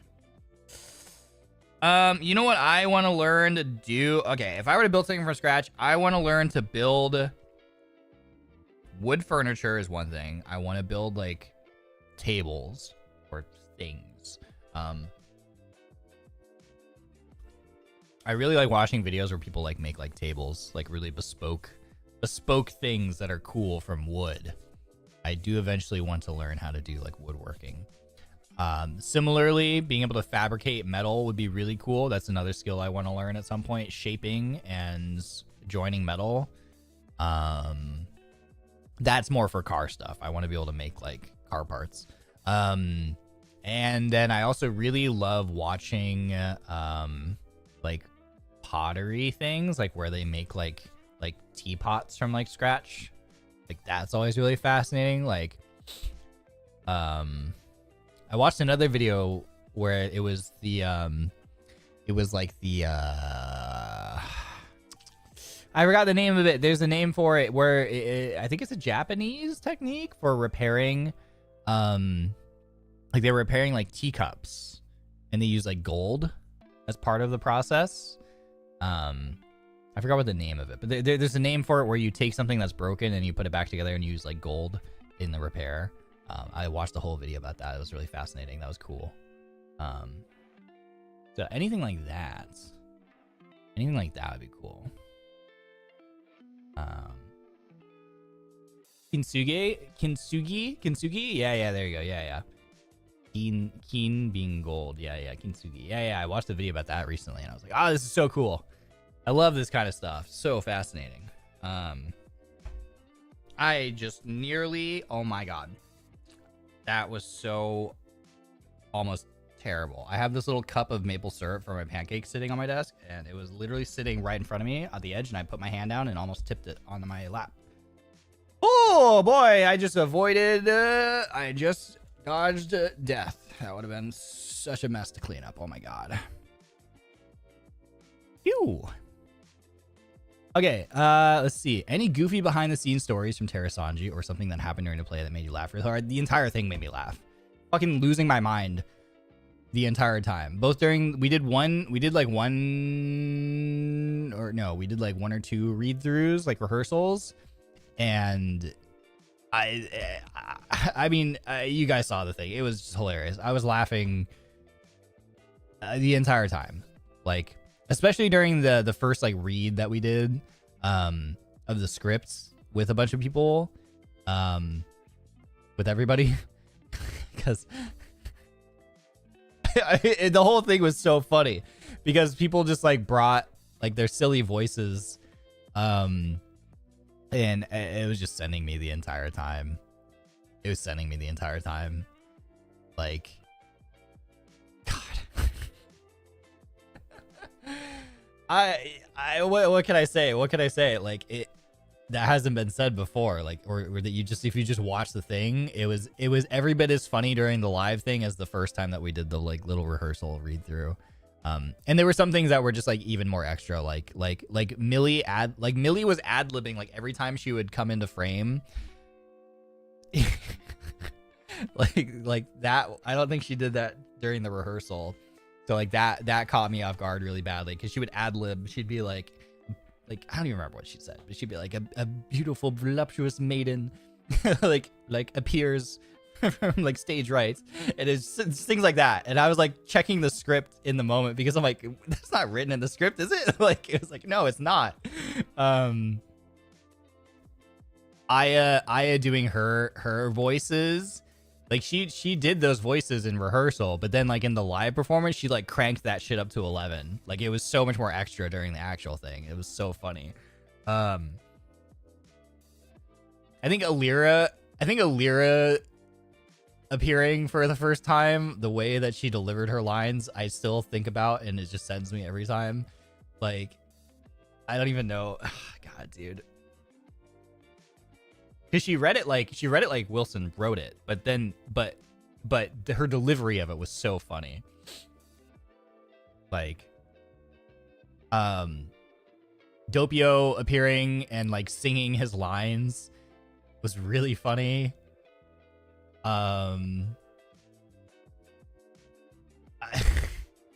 There was so much. Like, there was like the dichotomy between the heroes party being insanely chaotic, and then like the scenes with like Vox and Twisty and Maria. Like there was a really big dichotomy between the scenes where you had the heroes party adventuring.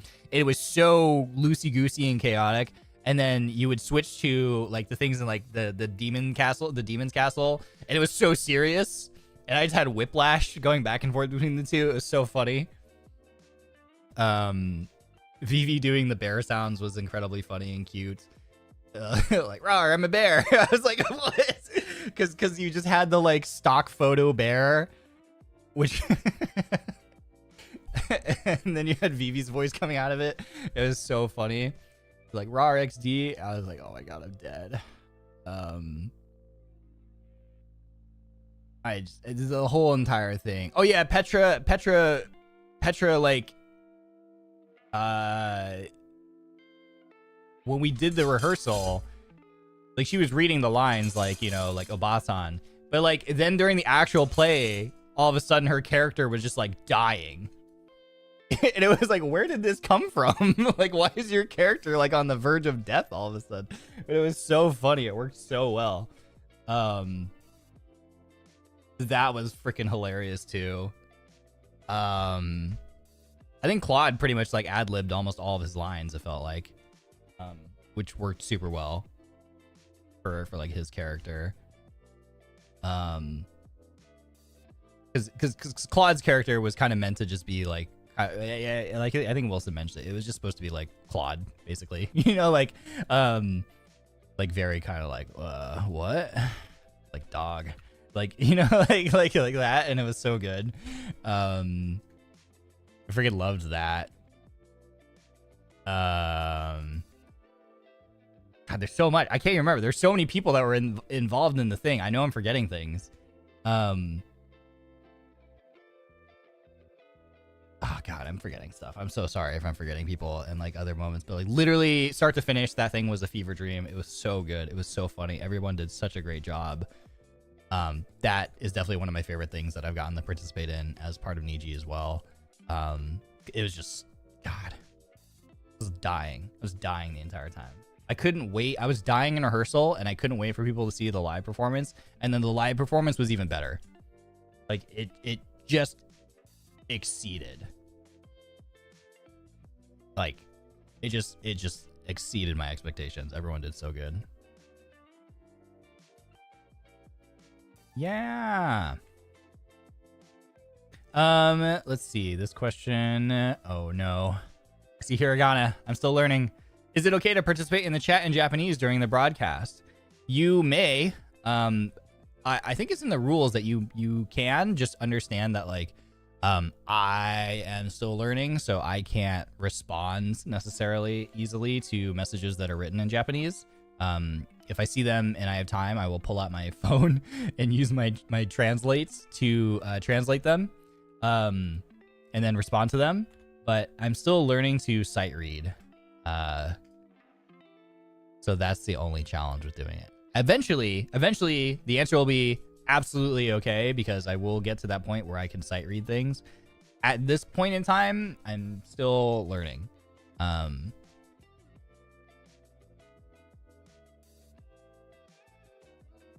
Yeah. See, this says Daijobu desu ka, but I only know the desu ka at the end of this. Like, that's the only part of the message that I can really read.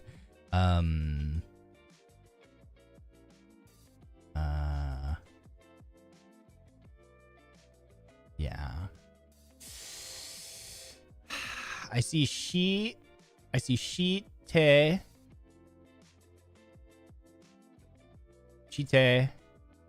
and a bunch of these characters I don't know. I guess that must be Daijobu, because I see Deska at the end. Yeah. I'm still learning. Sight read just means reading. Yeah, I mean, just means reading.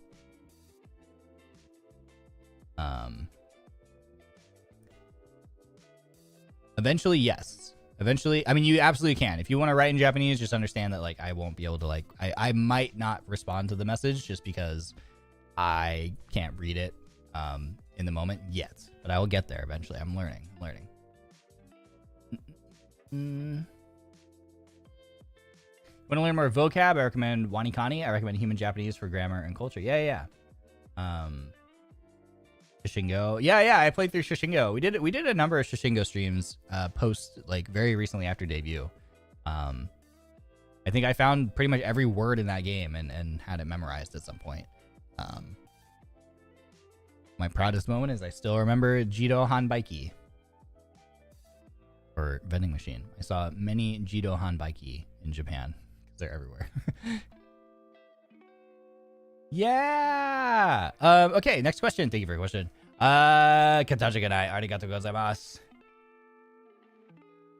Hello, Ryoshi. Do you have any advice for burnout, specifically academic burnout? Academic burnout. Ew, the worst kind of burnout.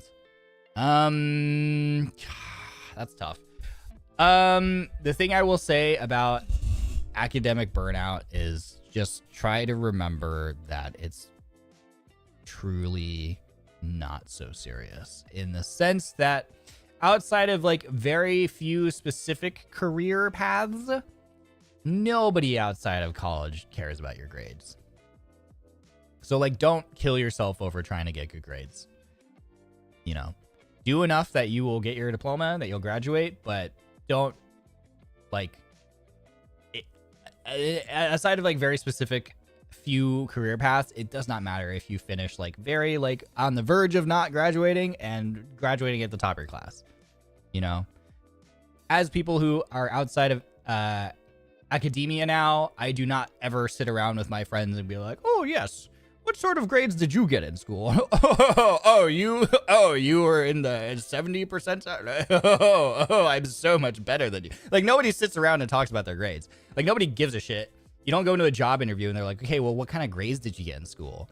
And if they did, they're asking the wrong questions, because it truly doesn't matter. It's not about what grades you got in class. It's about the fact that the thing that I think is good, the thing that I think graduating with a degree should prove to a potential employer is the fact that, like, you were able to get up and show up and do your work every day for something that you probably didn't exactly love, but you did it anyway because you were working towards a goal and you were dedicated in that craft towards accomplishing that goal. That's what I think is important. It isn't about the actual grade, you know, or percentages that you got or whatever. It's the fact that you put in the hours, you put in the work, you had a goal in mind, and you worked your ass off to accomplish that goal, and you did it. And you did it over a course of years of doing shit that you didn't care about or didn't want to do, and you were still able to accomplish the goal. That's what matters. Just remember, that's the big picture. So don't burn yourself out over, like, oh my god, I gotta like, oh, I gotta perform, I gotta do really well. It's like, just do enough to get through it, because that's all that matters, in my opinion, personally. Yeah.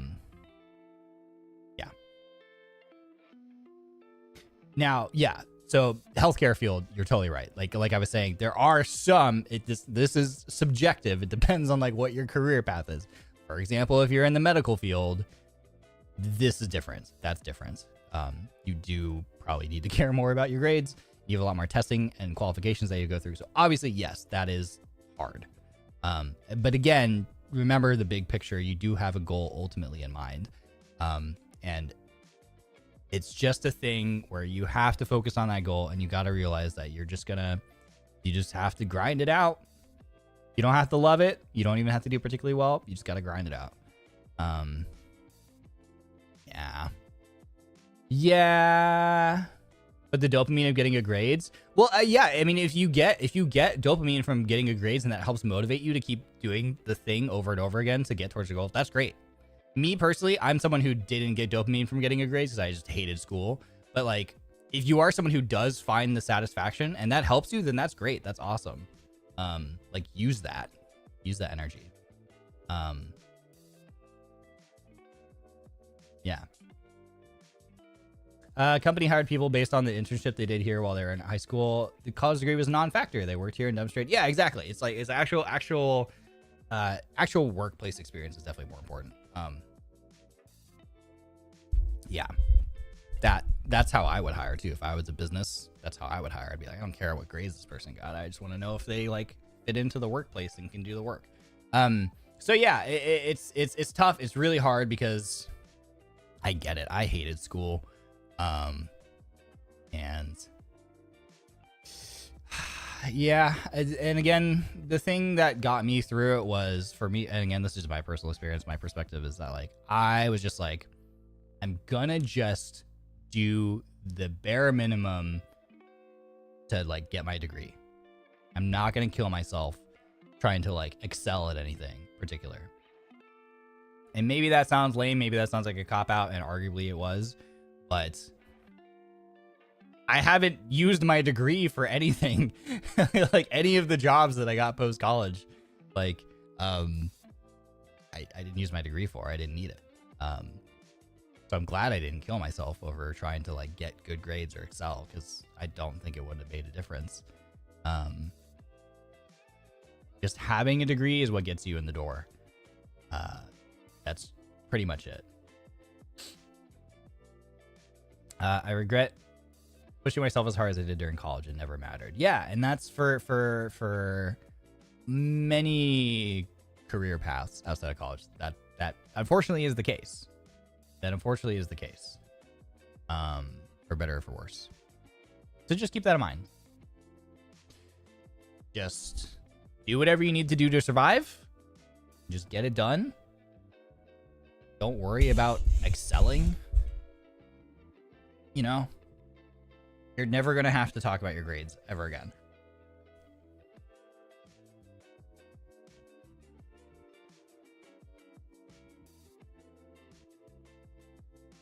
And yeah, if you do have something that you're interested in, like people are mentioning in chat, if you can find a way to find like internships or whatever in that field or whatever, that's great. If you can go for that, go for that. Because that's going to be more fun. Like getting your real world experience will be more fun, and it will help you secure a job much more than whatever good grades you get as well. June, thank you for the memby. Welcome. My YouTube is broken today. Actually, it's been broken the past few days. I don't know if anyone else has experienced that. Because now I don't see the viewer activity that shows like people membering and super chatting and stuff anymore. And my Streamlabs isn't working either. And the other thing I noticed is my VOD the other day from Apex didn't have live chat replay, and I don't know why. I don't think I had the setting like turned off. I didn't touch that setting at all, at least. Let me double check. I should not have, because I never turned that off.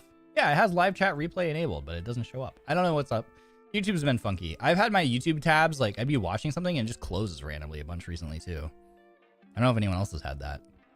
It just like randomly shuts down sometimes. Gifted memes were completely broken the other day. Were they really? Weird. It's been a little bit unstable. They still haven't fixed the raid alert being white text. Oh my god, yeah. I can never read who raids. I just have to look at the profile picture. Yeah, that's so funny. But yeah, June, thank you. Welcome. Yume, thank you for the 5 months. Internships can be amazing. I got hired at my internship straight out of college, and they never asked about my grades once. Yeah, that's awesome. Congratulations on the internship. Yeah, that's like, you can get an internship. That's going to help you way more than having great grades, quite frankly. Yeah. Thank you for your question. Best of luck with your academic burnout. I totally get you. It's okay. Take your time with it. And yeah, ultimately, it's not that serious. You will do fine no matter what. Next question. Hey, Ryoma, have you seen the hit TV show Pimp My Ride, where they take old cars and renovate them with crazy upgrades? If you were on that show, what would you want to have added to your car? Oh my god, I love Pimp My Ride. That show is so funny. Have you seen the drama surrounding Pimp My Ride, though? That's the craziest thing, is learning about all the stuff afterwards. That's the craziest thing. But yes, I loved that show growing up. I absolutely, god, dude. MTV, Pimp My Ride, featuring Exhibit as the host and West Coast Customs as the shop. What would I want to have added to my cars? I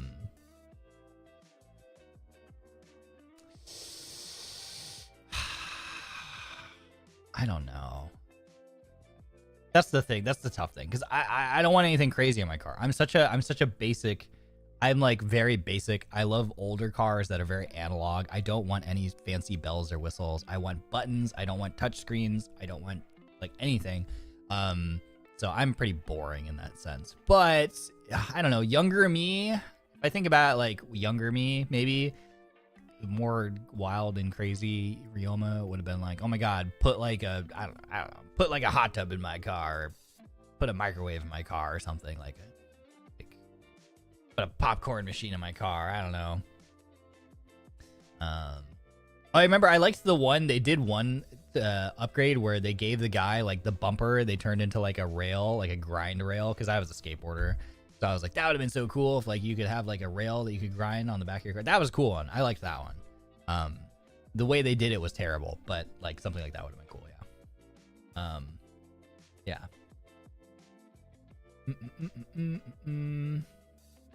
Ryoma, if you didn't reply to my comment, I will shave my eyebrows. Which comment was it? I don't know. These are all anonymous. I'm sorry. I don't know. Yo, dog, I heard you like cars, so I put a car in your car. Yeah. Oh, yeah, mini fridge. Mini fridge? Yeah, mini fridge. Do you still skateboard? No. I don't think I... No, I think that's a bad idea. Oh, yeah, screens and play... Oh, you're so right. Yeah, I would have loved to have a full-on entertainment system. You're so right. Yeah. But that's more like, I wasn't thinking about that, because that's more sex spec, something called sex spec from the 2000s. Very Fast and Furious area of car modifications called sex spec, where it would all be about like, it would have the crazy audio setups in the trunk, and you would have screens everywhere in the cars, and like video game consoles and things like that. Yeah. That was the era of cars that I grew up in. I freaking love that. Yeah, sex spec is so cool.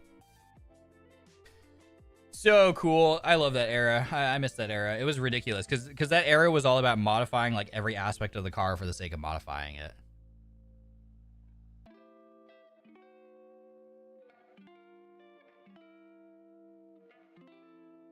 It was ridiculous. And it's why cars from that era look so over the top. Like when you look at a car today, sometimes you'll still see examples around today, and you're like, that looks insane and ridiculous and over the top. And it's because, yes, that's exactly what the point was back then. And then, yeah, for people who don't know, hey, you guys, stop fighting. Hey. We are play fighting. Hey.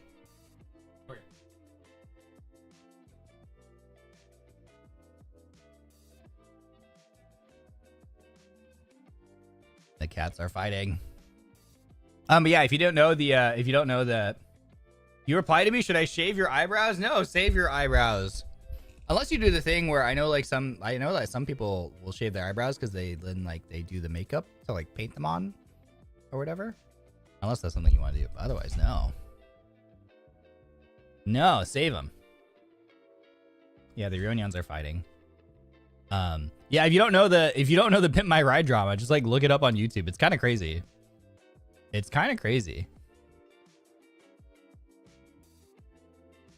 But yeah.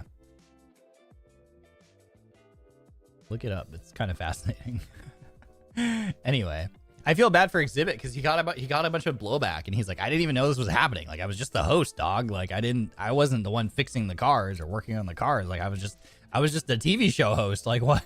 Like, what are people hating on me for?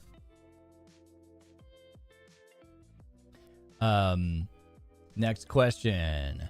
How do you feel about shipping and also shipping people with you? Also, your voice is hot. Bye. Thank you. How do I feel about shipping? If it's not same day or next day shipping, I am less likely to order something. No, I'm just kidding. Well, no, I'm not kidding. That is true. Man, if something takes a week to ship these days, I'm like, are you kidding? That's an eternity. Why would I buy this? That's horrible. I don't want to buy that. I will literally pay a little bit more to buy the thing that comes like the same day or next day or whatever. And that's exactly how a certain company makes all its money. Because they figured that out.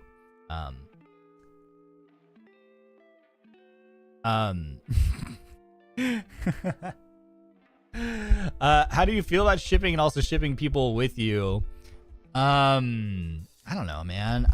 You guys know this about me. I'm not super well versed in the whole, like, it's still such a weird thing to me. It's still such a weird, unfamiliar thing to me. Like the whole like VTuber, like there's so many things in the VTubing space, of like, I don't know, is traditions the right word? Like, VTuber culture, VTuber traditions, things like shipping, and I'm just like, I don't know what that means. I didn't know what that meant for a while. Like, I still don't understand everything about all of it. So it's hard for me to answer. But I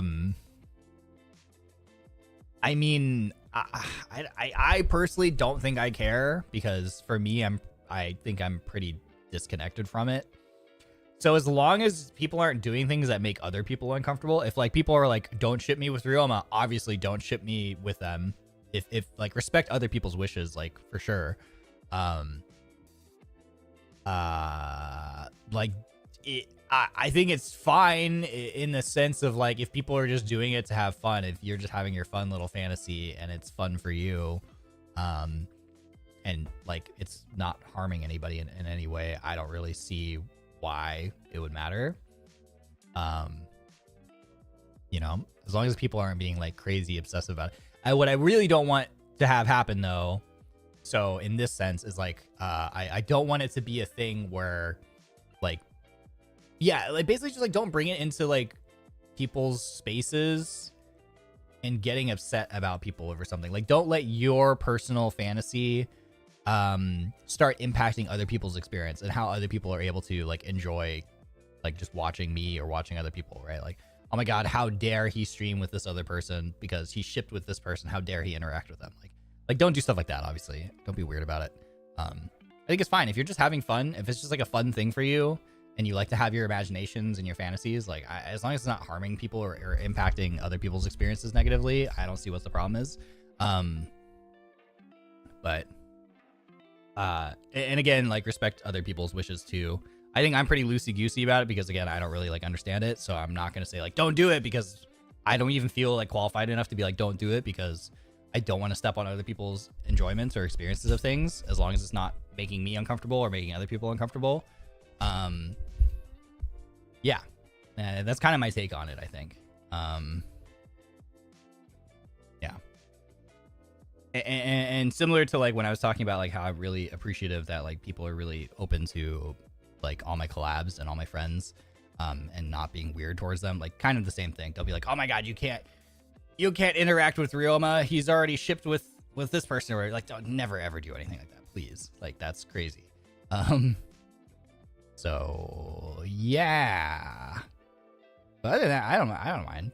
I don't mind. I don't really see it. Like, I say this a lot too. It's like, I don't really see it because I'm not really plugged into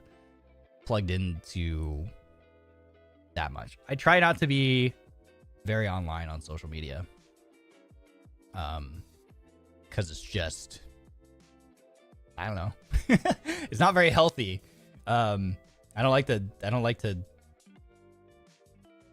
Basically, whenever I go online, hey, stop eating that Zurionion. He's found the butter. No, not for you. I don't know. I swear to God, every time I log on to social media, I regret it. I log on to social media and I scroll for like 5 minutes and I'm like, I wish I hadn't done that. So, I just am not plugged into it. So again, just don't make me uncomfortable or other people, especially in their own spaces, uncomfortable. And then, you know, if you're just enjoying it for yourself, then it's fine, you know? Yeah. Then it's chill. Thank you for your question. What type of girl would you like to date or guy if you swing that way? I am straight. I think I've said that before. So, sorry guys. But that's not to say, like, I absolutely will look at a guy and be like, that is a handsome man. Like, that's an attractive guy. Like, I can see why that person's considered attractive. I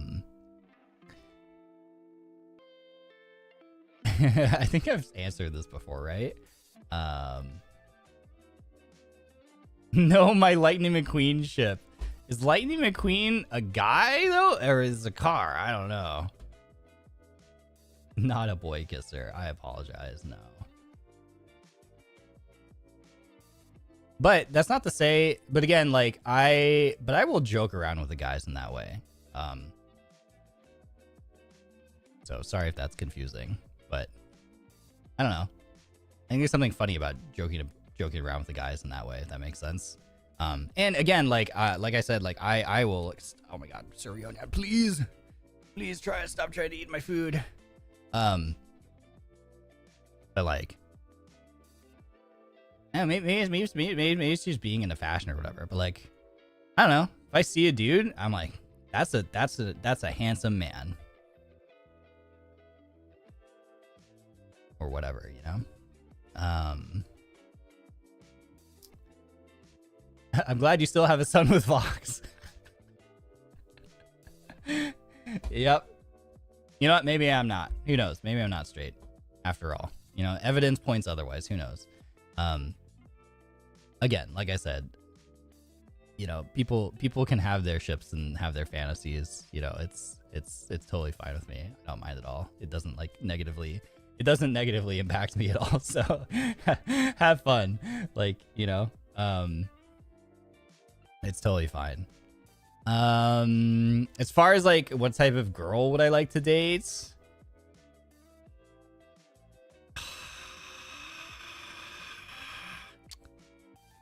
Guys, I don't want to date anybody. The sad reality is that at my stage of life, I'm just disillusioned with with romantic partnerships and anything like that. I'm fine, man. I'm chilling. I don't need anything. If I guess my type would be someone who takes care of themselves.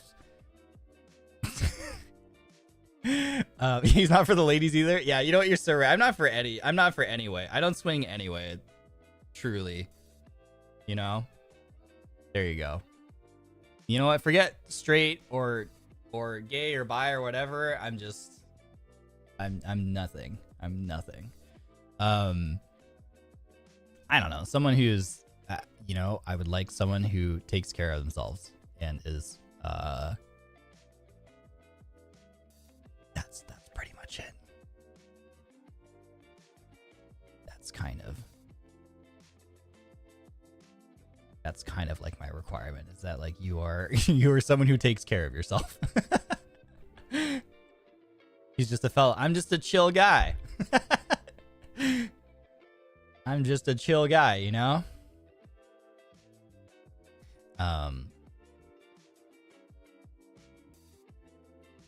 He's a dad of cute cats. There you go. Yeah, I've got my cats, man. I'm vibing.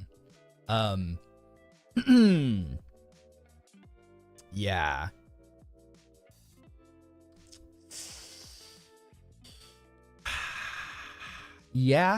Yeah. That's all I can think of. That's literally all I can think of.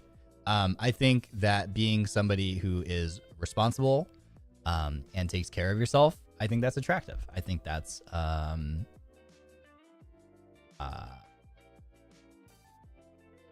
yeah, in terms of like someone I would date, like in terms of like a partner. Bar on the floor. It's very possible that maybe the bar is on the floor. Yeah, it's very possible the bar. If that gives you any sense of where I'm at, with my preferences or my experiences, maybe the bar is on the floor. I don't know. Yeah, anyway. Hopefully that was insightful. Thank you for your question. Sorry to the dudes if I shattered anybody's dreams. I apologize. Again, but don't let that stop you from having your ships or having your fantasies or whatever. You don't have any features that are particularly pretty to you though? Short hair, green eyes, etc. God, I don't know. I find women pretty. And yeah, I mean, I think no, I don't think I really necessarily have specifics. Like it could be any variety of things. If I see someone, I'm like, that person's really beautiful or like attractive, like yeah, we love women. Yeah, I like women. Yeah, it's not like I don't think I ever am like, oh my god, it's got to be like, you got to specifically be like this. You need to have this hair type, this eye color, this height, whatever, skin tone. It doesn't matter. It doesn't matter. If you are an attractive person, you are an attractive person. So I'm sorry. This is a really bad answer to the question. I'm sorry if you're looking for people who are like hoping for specifics. I truly don't really have specifics. I find it like I am attracted to people like physically, like there are definitely things where like I find like a bunch of different features to be attractive. I don't have like a specific narrow range or anything, if that makes sense. And in terms of like, relationship, like the question was about dating, like in terms of dating, again, it's like, if you are both physically attractive to me and you are someone who is capable of taking care of yourself, right? In the sense of like God, my bar is on the fucking floor, man. Yeah, just be someone who is like, a grown adult who takes care of themselves. And yeah, you're good in my eyes.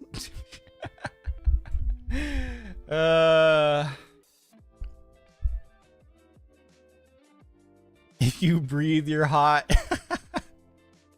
Yeah, I mean, anyone could be hot to anybody. Yeah, just be someone who is responsible and takes care of yourself. Yeah, you're good.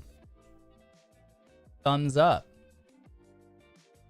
Kindness and being capable is pretty sexy. Yeah, and being kind too. That definitely is also good. Yeah, just be a nice person who takes care of themselves, and yeah, you're good.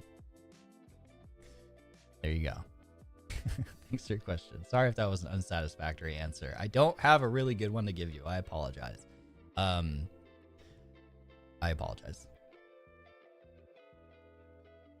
Let's see. Hola, Ryoshi. Hola. What's your favorite music genre or your top 5 songs or albums? Favorite music genre. I really love drum and bass. It's usually typically more on the liquid drum and bass side of things. I really like metal, like melodic metal, like funk and a little funk phase. Especially like being into the car scene, that kind of goes hand in hand, I think.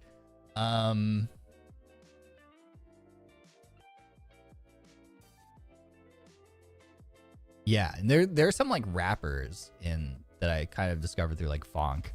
And I don't even know if they are necessarily would be classified as funk, but I just like their sound. I guess it's kind of funk, but it's also like kind of hip hop kind of rap, I guess. I don't know. I like that. And then I like things like I don't know. I like kind of like a lot of things. Like if I hear, I don't necessarily like go out of my way to listen to some stuff, but like I absolutely love it, right? Like I will stop and I'll listen to like jazz. I will stop and listen to like ska. I enjoy listening to like J-pop and like Dempa. Is fun to listen to. Classic rock and stuff, like American like classic rock. I like whenever I hear that. I rarely listen to the radio, but if I'm ever in a situation where like I'm in a rental car or something that has a radio, like, you know, I'll throw on like a classic rock station and listen to that while I drive. Yeah. But the stuff that I listen to when I'm here at home, when I'm sitting at home on my computer, most of the time is like metal or drum and bass typically. Usually one of those two.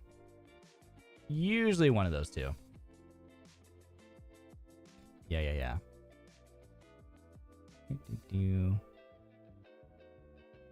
Also, yeah, musicals slap. I need more musicals in my life. Is musical considered its own genre of music? I have no idea. But yeah, I need to watch more musicals because they're very fun. I enjoy them very much. I think it is. Okay. Have you seen Hamilton? No, I haven't seen Hamilton. I need to watch Hamilton. Okay, next question. Got no questions, TBH. Okay, well, maybe not next question. Got no questions, TBH. Just really want to thank you for everything, for being you. I just wish you a wonderful and fruitful life. Stay safe. Love you lots. Oh, thank you so much. Thank you for the kind words. I appreciate it. Thank you very much. Hamilton is awesome. Okay, noted. We'll add it to the list. I need to go. God, it's been so long since I've gone and seen something in theater before. It's been a long time, but I would love to get back into an actual like theater. Sit down and watch something. That'd be really fun. It's so funny. Because I didn't really care about this stuff when I was younger. I was talking to someone else about this literally just the other day. Because they mentioned museums.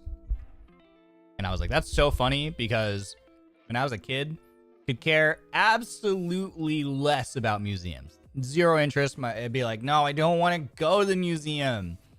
This is freaking boring, man. And then I was talking to someone recently and they were like, oh yeah, we have like all this cool stuff here. And they mentioned museums and I was like, hey, yo, museums? Yo, that sounds sick. Like, it's so funny as an adult because I don't know what changed in my brain chemistry, but obviously something has where I'm like, that sounds like the most fun thing you could possibly have mentioned. I want to go to a museum. That sounds sick. I don't even care. It doesn't matter what it is. I literally could care less about what the museum is about. It could be the most random asinine thing. I want to go. Just for the sake of like going and walking around it and reading the plaques and like, if it's got the things where you get like the headphones and they'll talk, I'll do it. Sign me up.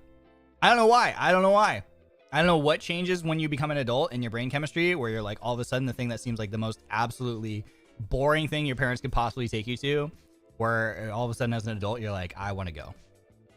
It sounds incredible. It sounds like literally the best time of my life you could possibly imagine. Let's do it. Yeah, I don't know what shifted in my brain chemistry, but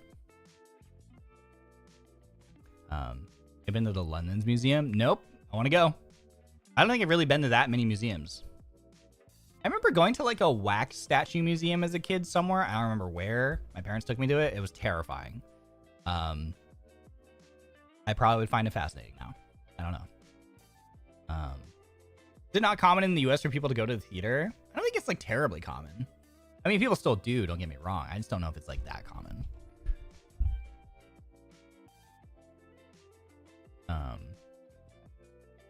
It's like, you know, to see Guillermo del Toro's exhibition and nothing is ever gonna. That sounds sick.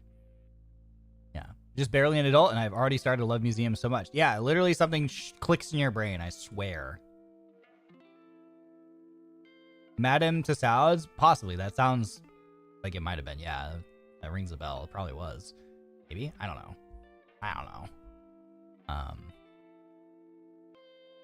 Went to a museum about old ships and boats. That sounds fucking amazing. I want to go. That sounds incredible. I want to learn about old ships and boats. I want to remember this dinosaur museum. I want to go to a dinosaur museum. So many of them are now so expensive. Are they really? I can't shell out $100+ regular for a couple of hours on a weekend. Wait, really? Is that a thing? That's tragic. Probably because not enough people go and they need to up their prices to keep them open. That's sad. It's quite common in the UK to go to theaters and watch plays. Is it really? That's so cool. I don't know if it is in America. I don't know. Any Americans have any input on that? I have no idea. When I think of America and I think of Americans, I don't really think of us as going out to the plays very often. Participating versus intellectual stimulation. Probably, honestly, Pastel, yeah. I think it's very different when you're a kid and you're like, you just want to watch TV and play video games, and your parents are like, no, we're going to go to this thing. And you're like, I have to go. I have to participate. You know, it's definitely probably a different thing. Yeah. I still see drive-in theaters. Oh, yeah, I've done a drive-in theater thing a couple times. That's fun. Some are free during Sunday. Oh, okay. Every time I go to Madame Tussauds, I go visit Pitbull's wax figure. There's a Pitbull one, really? Mr. Worldwide? Dale. That's so funny. I went to a small museum display of samurai armor recently. Oh, that's so sick. Still big in New York. New York. Okay.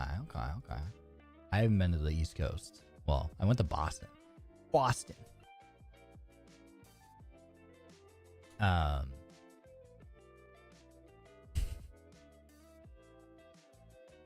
don't know how to do a Boston accent. I went to a museum in Greece. They had different types of craftsmanship from the old times. It was so fascinating. They'd done without any machine. See, that's like, God, dude, that sounds like literally the coolest thing ever. I want to go. That sounds so sick. I want to learn how they made things without modern technology and tools. It's so cool. In LA, you can see Space Shuttle Endeavour. I think I went to that when I was a kid. Sounds familiar. I don't know. Boston. Van Gogh exhibit. Oh, that sounds so cool. Went to an art exhibit for Lamb in Japan. Artist for Vox. Oh, that's so cool. Come to New York for a meet and greet. Yeah, that'd be cool. A lot of museums are free. They're always fun. Yeah, that's cool. I want to go to the free ones. Yeah, I want to go. I want to do stuff. That sounds fun. That sounds fun. Boston. Let's see. Hi, Ryoma. I hope you have a wonderful Rio time zone. This is a fashion-related question. Ooh, okay. Because I think you're very knowledgeable about it. I'm curious as to what you think are colors, regardless of style or texture of cloth, that should not or never be worn together. That's tough because truly fashion is kind of whatever you want it to be. I think the fun thing, I think when you are getting into fashion, when you are very new to fashion and dressing, there are like the quote unquote like rules that you follow and you learn, especially like with like colorways and stuff. And you adhere to those. You know, there's like the things where they're like, don't match these colors together. Like, don't do this and this. But I think as you mature and go through like a fashion journey, you find the point where you were following the rules because that was a really good guide for guiding your purchases as you start to build a wardrobe for yourself and stuff like that and helping you choose things. And then you maybe reach the point where you understand the rules and it becomes less about following the rules and adhering to the rules and more about deliberately breaking them. Because then that's when I think fashion becomes really fun. Because fashion, when you don't know anything about it, at least this is my experience, it can be this very intimidating thing.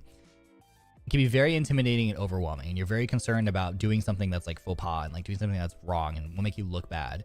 And so it feels very restrictive in the beginning. But that's fine. That's helpful because again, it helps guide your first purchases and helps make sure that you kind of spend your money wisely and build a wardrobe and closet that you can kind of like use for a bunch of different scenarios that you might need it for.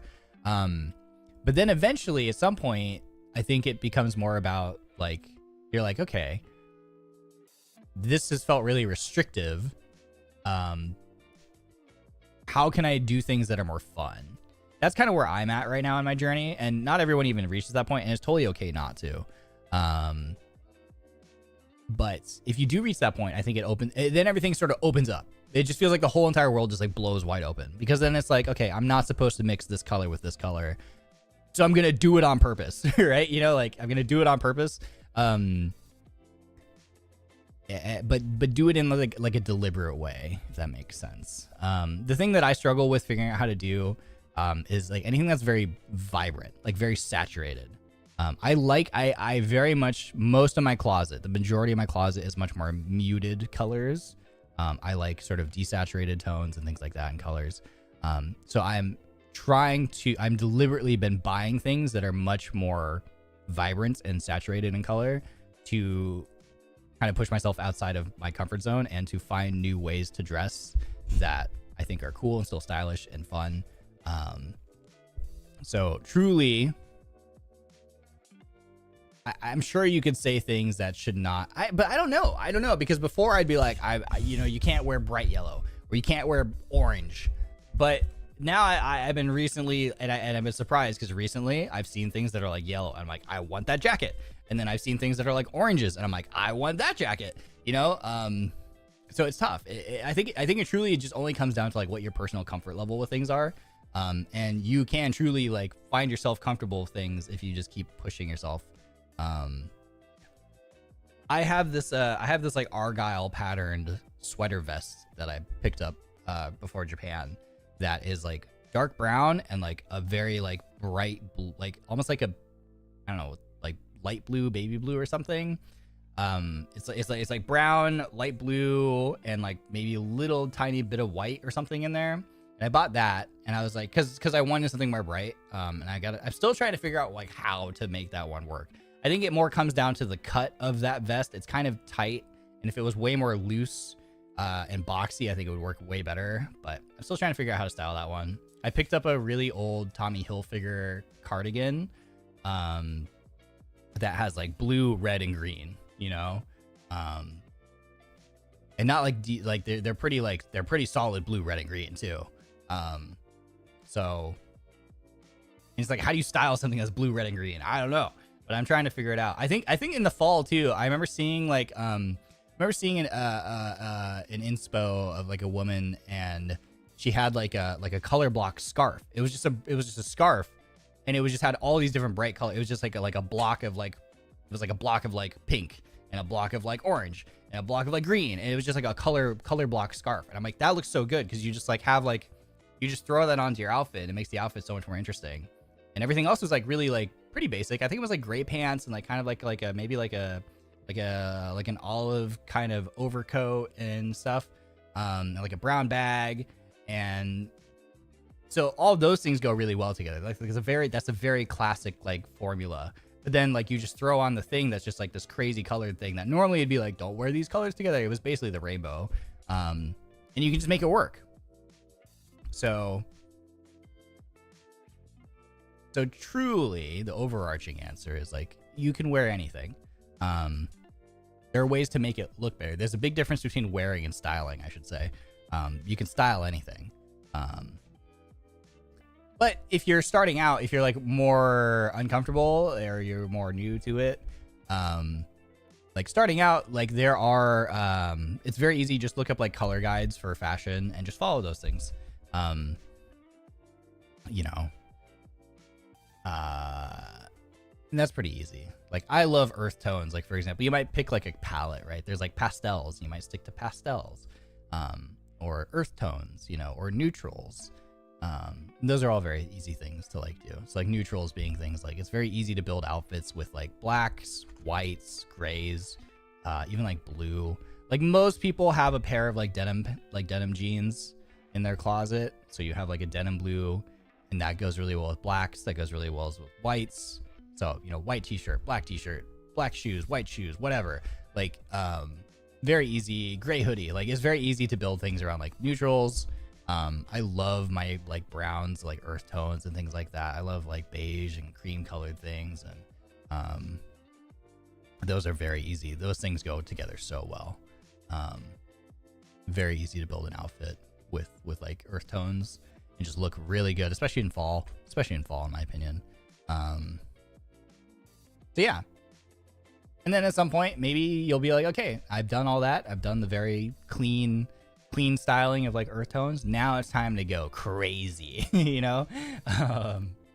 Yeah. So best of luck in your fashion journey. It's fun. Just have fun with it. And Marie, thank you for the Memby. Welcome back. Thank you for the art as well. Scooter, thank you for the art. Thank you. Earth tones, Earth tones. Hello, Ryoma. Do you like cozy games like Animal Crossing? Yeah, I am. I mentioned this earlier in the stream, but I am on my journey of like, you know, playing and learning and appreciating more comfy, cozy games. I haven't played Animal Crossing yet, though. I think we will at some point. I haven't yet, but at some point, yes, we will. Haven't gotten there yet, though. So I hope that you eventually will get to see me play that.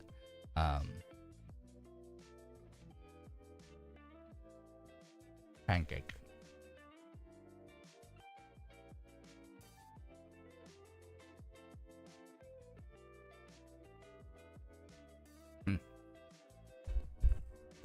I know. I need to. I want to play more cozy games. The problem is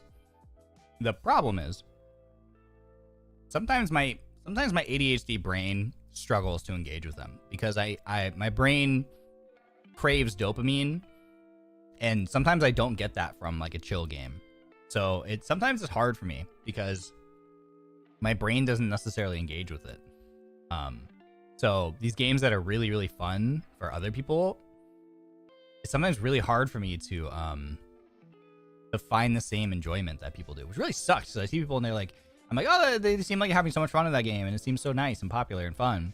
And then I go and try and play it, and then I'm like, I can't engage with it. It's really hard. It sucks. I hate my brain sometimes. I hate my brain most all the time. But you know, you could show up Grandpa Core in Animal Crossing. Oh, nice. The neurospicy mood. Yep. People say Stardew Valley is chill, but they lie. You gotta rush around the clock everywhere. Yeah. I remember experiencing that in Sunhaven. That's funny because like I haven't played Stardew, but I played Sunhaven. And I remember thinking that where I was like, oh, this is actually like more stressful. I actually just want to like work on my farm. But I actually have all these quests that I have to do. What do you mean I can't just like work on my farm? So it's weird. My brain latches on to some things and doesn't other things. And sometimes it latches on to things in unexpected ways. And it's just like, I won't know until I try. You know?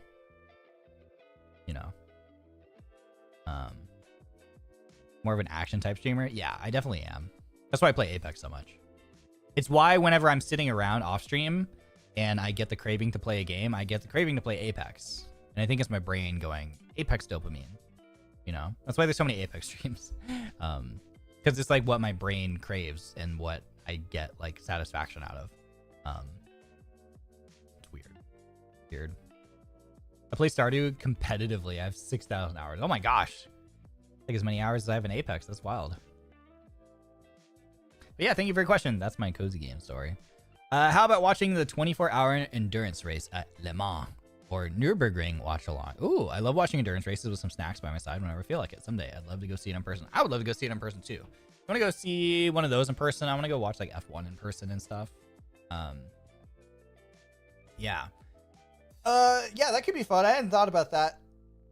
I actually don't really watch. I personally don't sit down and actually watch full races yet. Hard for me to. I think part of it is time. Part of it's time, I think. But I absolutely will consume clips or highlight videos. You know.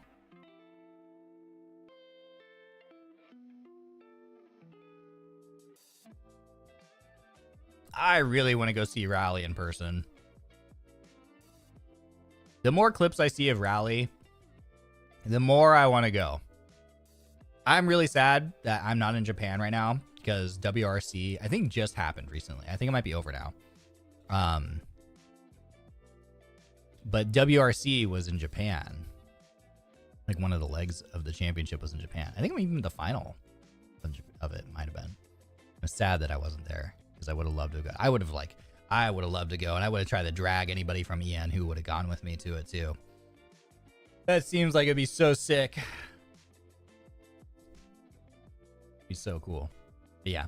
Yeah, I enjoy watching racing. I just never really sit down and watch full racing things. But I will sit down and watch like highlight videos. I love stadium super trucks too. I want to go see a stadium super truck event in person. But if you just watch like videos of stadium super trucks, they're really cool. Because they basically are just like, they take off-road trucks and they said, what would happen if we took these trucks that are built to go through the desert and we put them on tarmac in the city instead? These really narrow courses. And then what if we just added ramps in the middle of the race? It's so silly. They're so sick. They're so silly and cool. It's just they took desert race trucks and put them on the tarmac, and then they added jumps into the middle of the race because why not? Because there are these trucks with insane suspension travel, and they're like, what if we just made them jump like 20 feet into the air intermittently in the race? That'd be cool. People would like that. And it's like, yeah, yeah, that makes it way better. Thanks for your question. Yeah. Let's see. Next question. I saw the pictures on X, parentheses, formerly Twitter, end parentheses, and was amazed at how stylish they were. Thank you for the great photos of the shoes. Ryoma, do you have any favorite brands or brands you admire? My dream is to be able to master the bag called Bao Bao. Bag called Bao Bao? What? Sorry, the sentences are strange because I'm going through a translator. I will continue to support Ryoma and Denauth activities. Thank you. No, your English is fine. I haven't heard of the brand Bao Bao. Thank you for the question. Thank you for the support. Favorite brands are ones that I admire. I am a fan of Ralph Lauren. I have a few pieces of Ralph Lauren, and I'm really happy with all of them. They have a very timeless, classic Americana styling to them that I just think is really cool. I really like the classic Americana look, and I think that Ralph Lauren is kind of like one of the brands that really is the epitome of classic Americana. So I like that. I'm really happy with my pair of GH Bass loafers. I actually have a handful of GH Bass shoes now. I have loafers, I have hiking boots, and I have rain boots from them. And I want to get some more. I want to get the two-tone, either black and white or brown and white Weejuns loafers from them. What else? I'm a big fan of the sport coat that I thrifted in Japan that I told you guys about. Apparently the brand is called Scoop Man. You know, you just open up the jacket, and right there, the label on the inside, it says Scoop Man. I have no idea if that's actually a brand or what, but I think it's funny. I love my 3-button peak lapel sport coat that I bought for 210 yen in Japan recently. It's so cool. And it fits incredibly well. It's like it's slightly, like I have a couple sports coats. I have three now. I'm on my sports coat kick. So I have a structured sport coat from Ralph Lauren. I have an unstructured corduroy one from I think Kmart. And then I have this 3-button peak lapel jacket from Scoop Man. That's my favorite of them all. It's just one of those things. It's one of the things I love about like vintage like thrifting. It's because it was so cheap. It's just such a funny find, right? It's so funny. It's great. It's gray. It's like a gray, like tweed. And that's what I've been looking for. I needed like a gray one because I have my corduroy one is kind of like a caramel, like it's a light brown. My other one is like a more patterned. I think it's a herringbone. I have to go look at it. I'm pretty sure it's herringbone though, but it's like a brown herringbone, like a darker brown. So I wanted a gray one because gray is just kind of neutral and kind of goes with more things. So it just checks like all the boxes, man. Like it's wool, it's gray. I have my other ones are 2-button, so I was like, hey, I want a 3-button just for fun. And I love the peak lapel design because you don't really see peak lapels anymore. It has some holes in it, like, you know, it says Scoop Man. It was 210 yen. There's just something so fun about the whole entire purchase that just makes it even more special to me. And then it just happens to be like a little bit tailored too. All my other ones are less tailored. They're more boxy, and this one's actually like tailored. So it fits like I'm gonna use it as it. I need to go measure it because I'm gonna end up using it as the reference for like all my other sport coats that I buy now. Because the measurements on it are like perfect. It's just like everything about it is just incredible. It's my favorite thing that I've bought, I think, so far. Like in my fashion journey, it's great. Can't wait to wear it. So yeah. But yeah, Ralph Lauren, big fan of. GH Bass, big fan of. A pair of Florsheim loafers as well that I also wear a lot, so I'm a big fan of that too.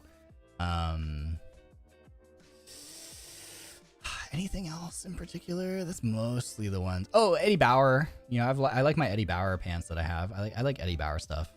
I like that brand. Yeah. Have you ever heard of Derek Man on Twitter? I learned a lot. No, I've never heard of them. We'll look him up. Thank you for your fashion question. Next question. What have you recently purchased with your credit card? Oh, God. I mean, this breakfast that I'm eating, all the stuff I thrifted in Japan, like I was talking about, like this is the crazy thing too, is like, I only spent $30 US in Japan on clothes, and I still got several pieces. Gotta go. Bye, everyone. This was fun. Catch the VOD later. Later, Cygnus. Have a good one. Bye. Oh, no, that's a lie. Sorry. I spent $30 on vintage thrifted items in Japan, and then I spent another $80 US on the t-shirts that I wanted, the white t-shirts.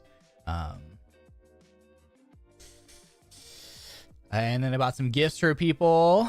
Like I bought some Pokemon merch. I bought some Demon Slayer merch. I bought some, not Yu-Gi-Oh! It was the last time I was in Japan. What did I buy? Monster Hunter. Bought some Monster Hunter merch as Christmas gifts. Yeah, that's mostly it. I am really trying to stop myself from spending money on more Apex packs to get the Karambit knife in the game. I'm really trying to hold myself back from that one. But when the paycheck hits, I might just do it. I don't know. I might just do it. It's technically content, so it's technically a tax write-off, you know. So who knows?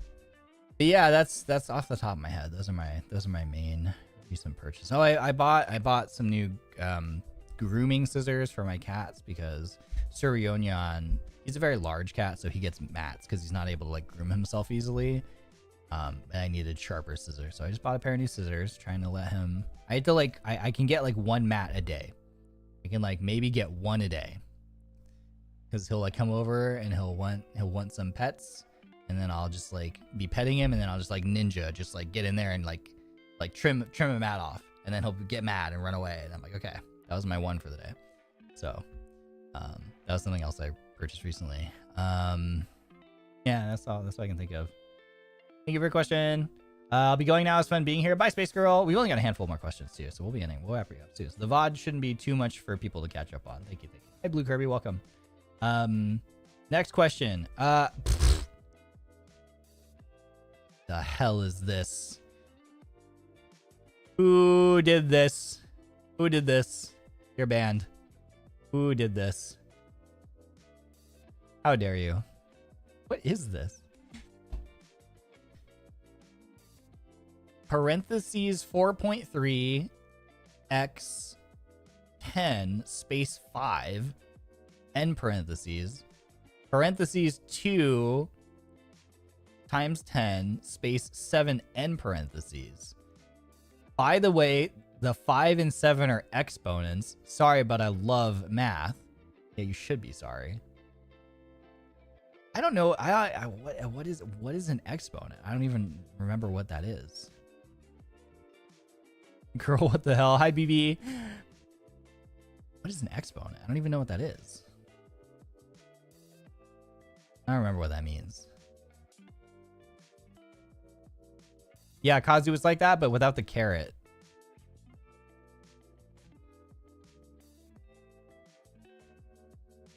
Or is that what it is? Does it mean, is the caret because it's an exponent? I don't, man.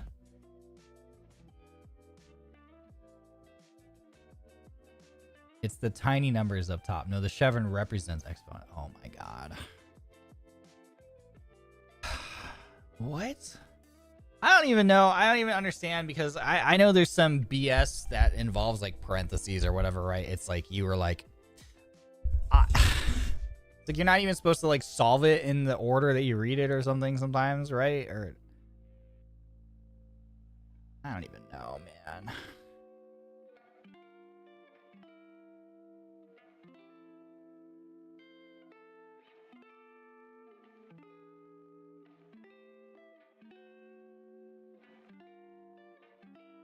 Yeah, PEMDAS, that bullshit.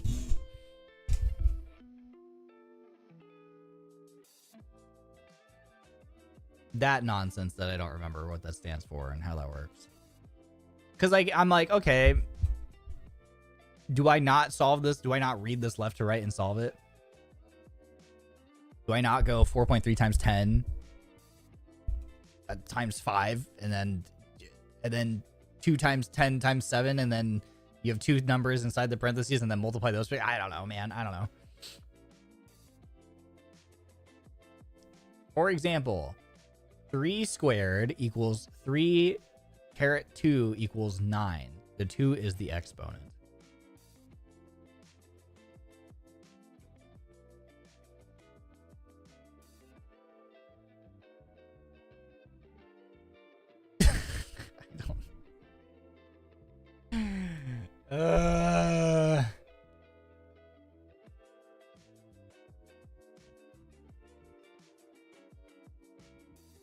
They were nice, just giving times 10, so it's just scientific notation instead of actual. What does any of this mean? What does literally any of that mean? I don't.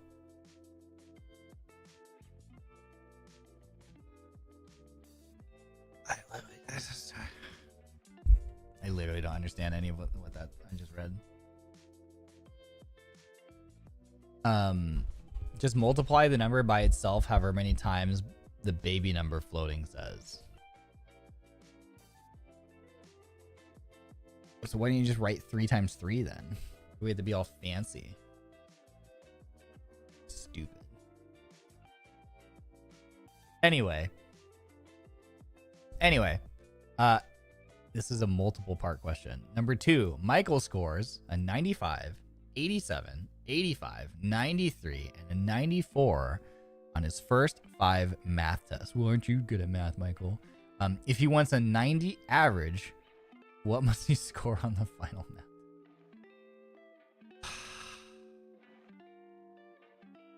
I don't know.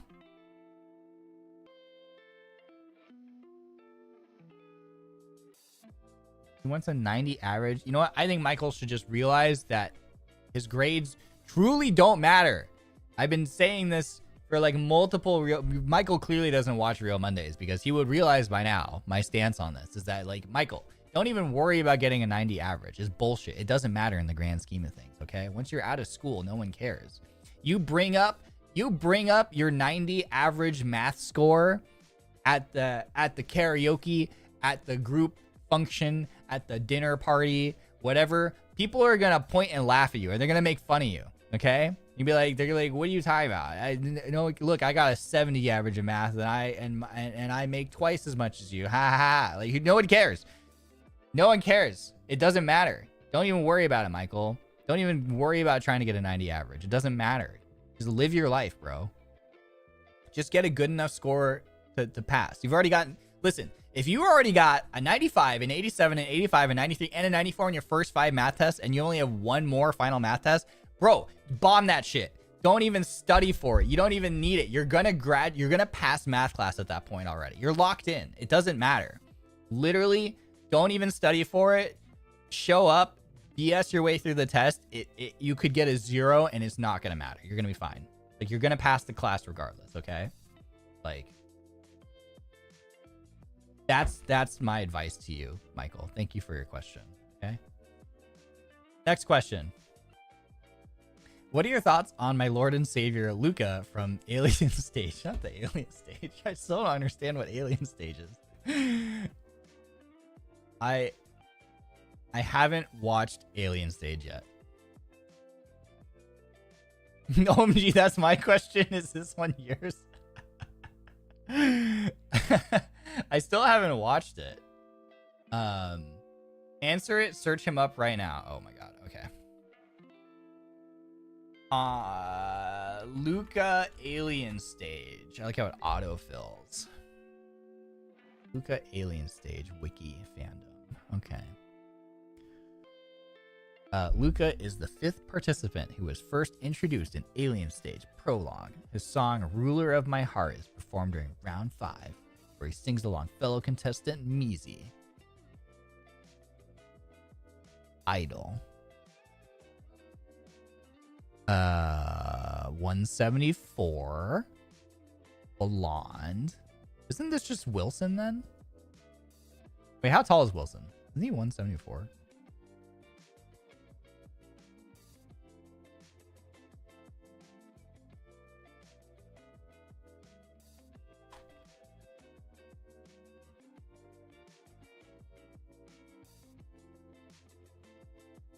How tall is UQ Wilson?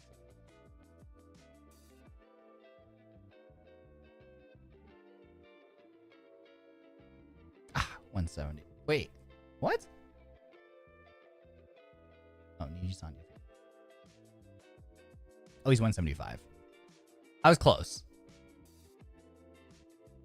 No, 171. I don't know. I'm seeing two different answers. I don't know. Whatever. Anyway, he's not 174. That's the point.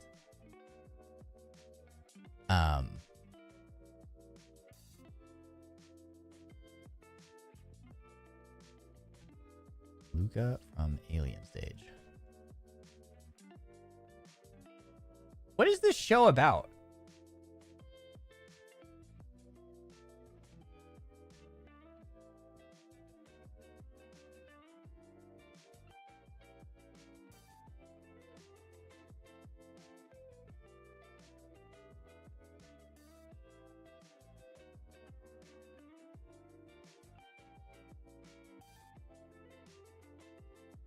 I don't know. He's a pretty boy.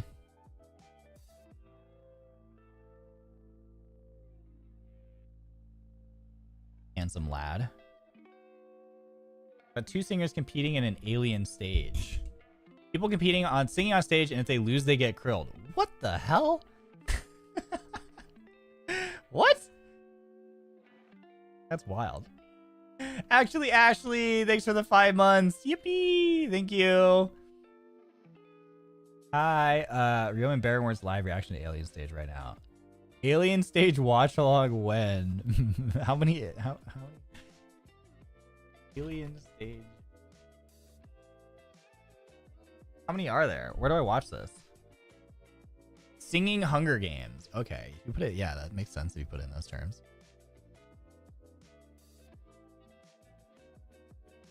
It's told through music videos. It's not a full series. Some of the girl livers really like it. I just remember Albin talking about it when I was in Japan.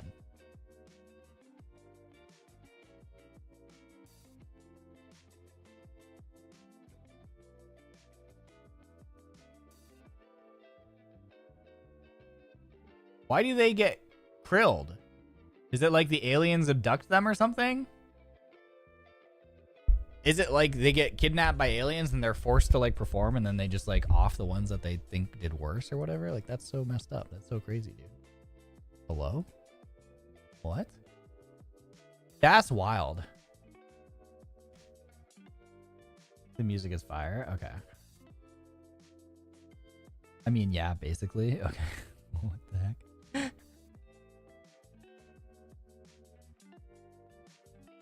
Interesting. I haven't watched it. Perhaps one day, huh? Yeah. The competition the aliens made just for fun.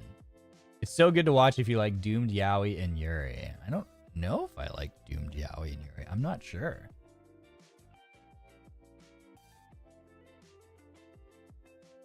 I don't know. I don't know. Maybe. Who knows? Menchie watch along. Maybe Memby stream. I do want to do a couple Memby streams before the week is out. I might do. I think my schedule's free tomorrow. I got it. I'm still confirming things for this week, so I haven't put up a schedule yet. Might do member stream tomorrow. Just keep an eye out. I don't know. I might just do a members reading stream tomorrow or something. I want to read Sherlock Holmes again. Yeah, I want to read more Sherlock Holmes, so I might just do that at some time tomorrow, to be honest with you. Maybe in the evening. I don't know. We'll see. And then maybe another one on the weekends. Maybe another one on the weekend. Yeah. We'll see. Bow, welcome. Thanks for the Memby. Thank you. I appreciate it. Thank you. Okay, next question. Hello, Ryoma. It's been almost 6 months since your debut. What has been the most memorable game you have played so far? Oh, let me go to my library. Actually, let me go to my VODs, my VOD archive. What is the most memorable game I've played so far? See, there's the problem is I joke about this, but I'm not kidding. My memory is really bad. I hit my head when I was younger. I'm sure that contributes to some things. I have a lot of trouble remembering things, even when they happened really recently. So I got to go back and look through stuff.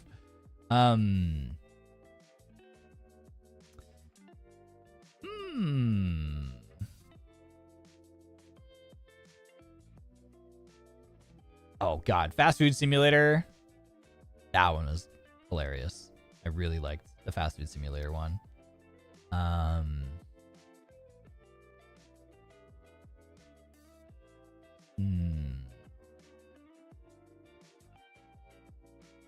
The Lockdown Protocol streams have been hilarious. Both of them are absolutely hilarious. I had a lot of fun in those ones.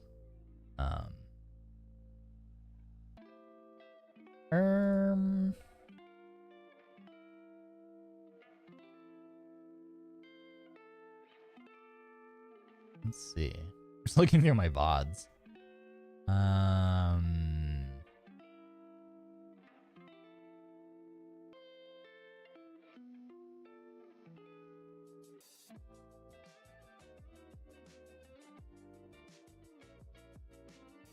Other games. What other games? I'm trying to pick games that aren't Apex, obviously. I'm like, what are the games that aren't Apex? There's so many Apex VODs.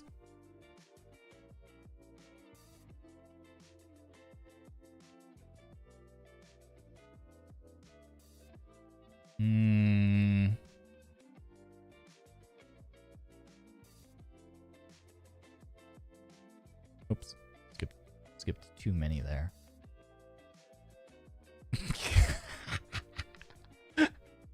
Quantum Break. Best game I've ever played, Quantum Break.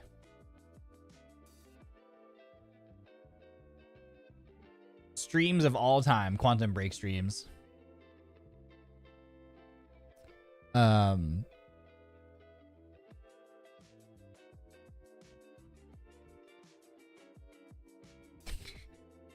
I say that ironically and also unironically. Like it was so ridiculous. It was so ridiculous that I loved it for it being what it was. You know what I mean? That was an experience. That was like a game that like I don't even know. I don't know how to describe it. I'm like surprised that I liked it as much as I did, considering that like we were getting flashbanged every 10 seconds. Like it physically hurt my eyes. Because it was just white mode. It was light mode cranked up to 11. You know?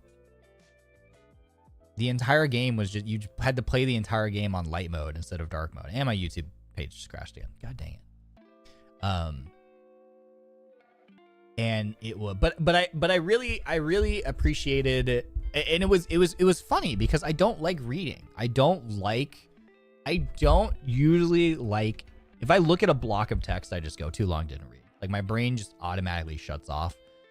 If that game was like text reading simulator, but we read a lot of it. Like I think I stopped anytime I picked up a thing of lore. I tried to read all of it.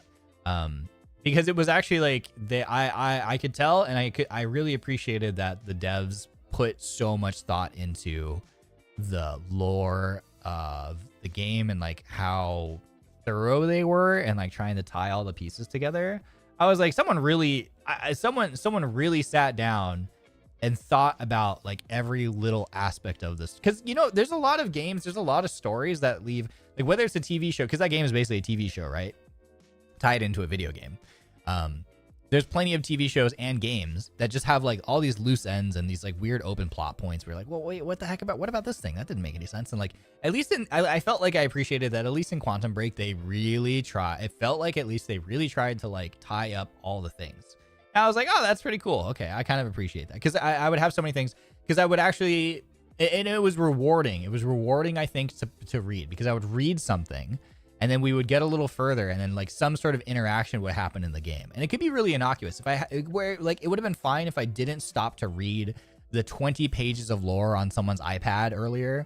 Like it would have been fine. Like the thing would have happened and we would have just been like, okay, and then kept going. But because I had stopped to hack into somebody's phone or computer and read their email logs like 5 minutes before, it gave so much more meaning to like the interaction that we came across, and it made it way more interesting and exciting. And I was like, oh wait, I know why this is like that, because we just read about this person's history and blah blah blah. It was cool. It was fun. So yeah, the ending was kind of and the ending, I will agree with that. The ending, and maybe it was just that particular path that we took. Who knows? Maybe the other endings were maybe a little more satisfying. But yeah. Unironically, yeah, actually, I said that as a joke, but thinking back on it, I really did enjoy Quantum Break. I actually really did enjoy that game. Unironically, that is actually kind of one of my favorite games I've played since debut, actually, yeah. Somehow, I joke about it and I meme about it, but I always come back to it because it was a really good experience, honestly. Like, for what it was actually like very fun. It was very silly. It was good. But yeah, that I really liked the Lockdown Protocol collabs. They were hilarious. What was the other game I said? Lockdown Protocol. What was the other one? Oh yeah, Fast Food Simulator was really fun. I really liked the hide and seek that we did with EN, Hound Automaton. That was really fun. I think we literally played that, and literally I think the next day the devs dropped an update for it. So I think at some point EN will try to come back to that one, because it was a fun game. It was silly. It was one of those games where it's like, it's really the perfect game to sit down and play with friends for like 2 hours. And now that there's like, I think some additional content, it's like perfect. Like, let's go back in there and do it again. Oh yeah, there's like new maps and new characters now. Yeah. So I hope that we get back together and do that one again sometime, because it was fun. It was stupid. Once we figure, and I'm really sad that we didn't realize. I'm really sad that for the majority of the collab, we didn't have pushing turned on. Once we turned on pushing, it went from like a pretty okay fun game to like really hilarious. Once pushing was enabled, it became so much funnier. So I'm excited for next time we play it. Yeah. But thank you for your question. Thank you. Last question.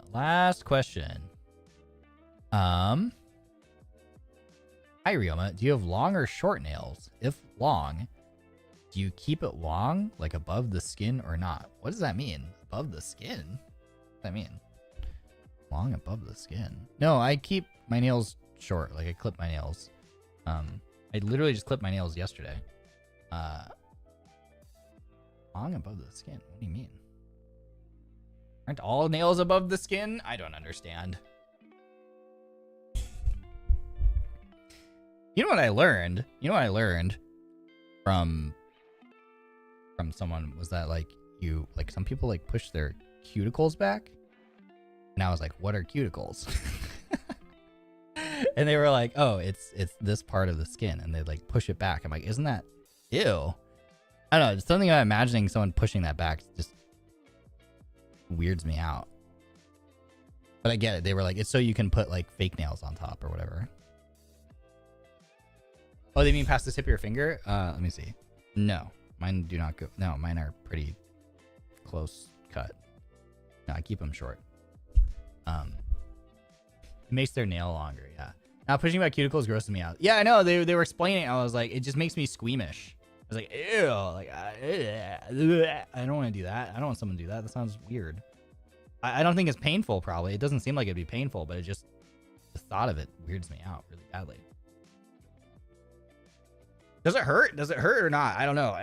If I touch that part of my, it doesn't really feel that sensitive there, so I can't imagine you really feel it, but I don't know, man. That weirds me out.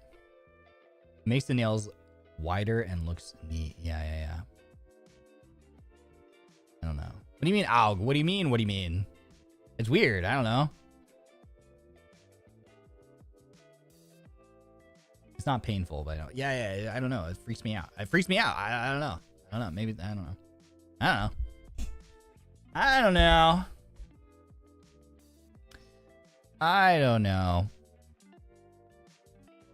Isn't that just dead skin? I don't know. Is it dead? Is it dead or alive? I have no idea. I don't think it's dead. I don't know.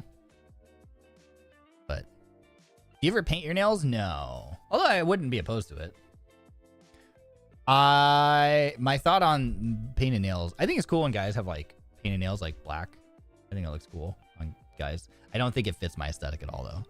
I think it does not fit my vibe, but I think it looks cool on other guys. No, I have never painted my nails. If someone wanted, if I was like hanging out with people and they're like, hey, can we paint your nails? I'd be like, absolutely. Me personally, I'm not at the point where I'm like gonna go out of my way to buy the stuff and maintain it, I think. Because I'm lazy. If I felt like it fit into like whatever fashion I was into at the moment, then yes, so. But right now, no, it doesn't fit my my fashion. So no. E-boy peepaw would go hard. What is an e-boy peepaw?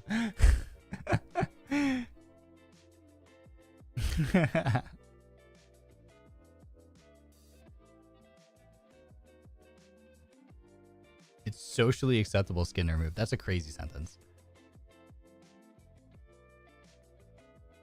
Sadly, it's a pain to remove black nail polish. Is it really?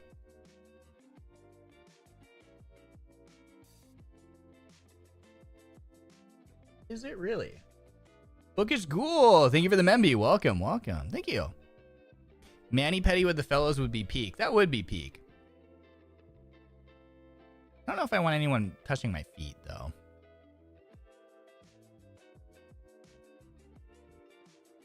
Although,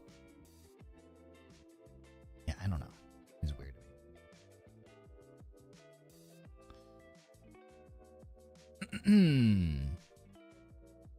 That seems weird to me. Anyway. What's a mani-pedi? Isn't that, it's a manicure and a pedicure, right? Isn't it like a thing where you go to like a salon and they work on both your feet and your nails at the same time? Or you get both?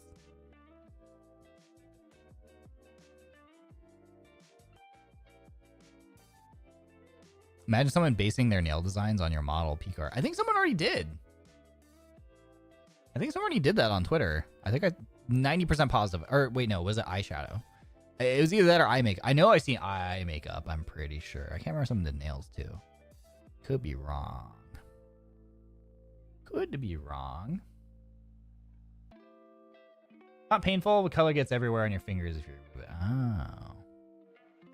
Not do hotel. And then knowing me, I'd get it on other things that I don't want to get it on. So. I think it was nails. Yeah. I'm 99% sure there's been both done. Like nails and eye makeup. Which is super cool. Super cool. Now I'm curious if you do skincare. No, I don't have a skincare routine other than I have like a base cleanser thing. And then I have the like moisturizer, I guess. I don't know, it's in Japanese. It's the thing that Clara told me to get when we were in Japan. I was like, hey, if I wanted to do something but nothing crazy. What would I do? And she's like, oh, just buy this. This thing's great. I have that. So I put that on when I remember to. Like, she's like, just put this on after a shower. And when I remember to do it, I like it because it does make my skin feel nicer and hydrated. But as far as like having a full-blown routine, especially one that I do consistently, no. You do skincare when I remember to. I would like to get into it, probably. My problem is A, spending money on it, and then B, remembering to do it consistently. Is my problem.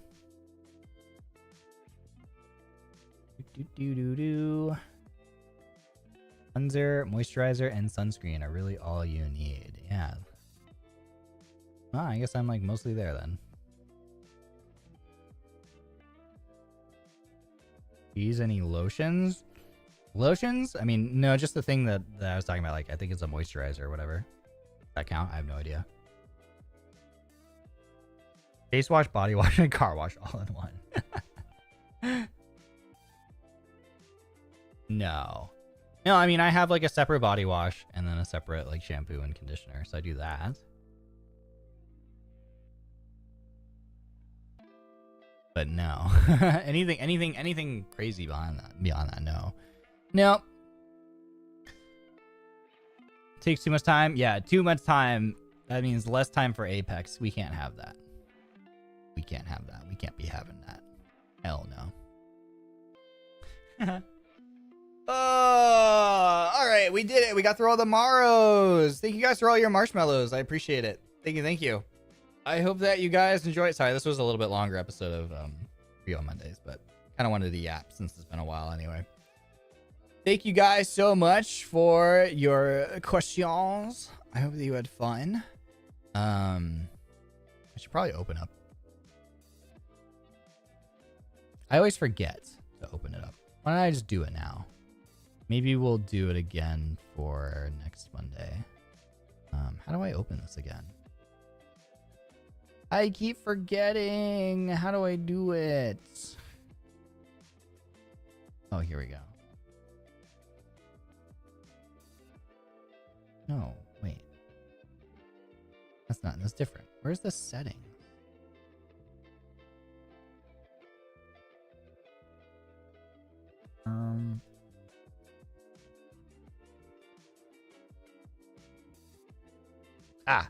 There we go.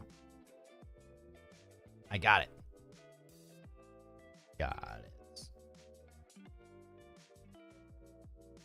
Okay. All right. So now it's open, and then copy. All right. I'll tweet it out in a little bit.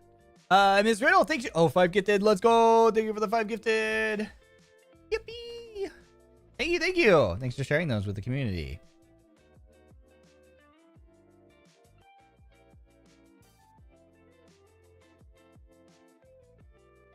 Okay, I've tweeted the marshmallow. All right, it's on my Twitter. Sorry, X parentheses, formerly Twitter, end parentheses. Which, by the way, yes, this is a subtle call to action to go follow me if you don't already. Link is in the description. Are you going to edit Ryo Monday to shorts? Yes. I will, so I should. I have a lot of things I need to edit to shorts. I just happen to hate editing, but yes. One of these days, soon, TM, I will stop being lazy and I will start editing clips. Oh, wait, what's the theme? I don't think I have a particular theme for this one either. You know what? It's really hard for me to think of themes because I'm just not a creatively minded individual. I hope you guys don't mind just like the free-for-all. You can literally ask me anything.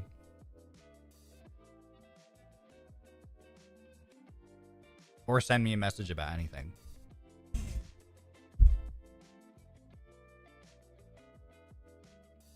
I hope that's fine. We've gotten some interesting things, so I think it's good. Got it. Math theme, except for math. You can't send me math things. Hi, Nova. What's happening? We're just wrapping up. Wrapping up. Guys, I will turn this car around and I will close the Maros right now, okay?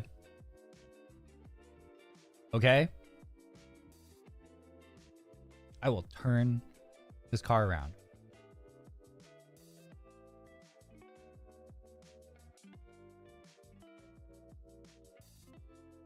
Don't make me. I will do it. I will do it. Okay, anyway. I'm getting out of here. Thanks so much for hanging out, everybody. I hope that you had fun. Thanks for tuning into the RyoMondays. I appreciate it.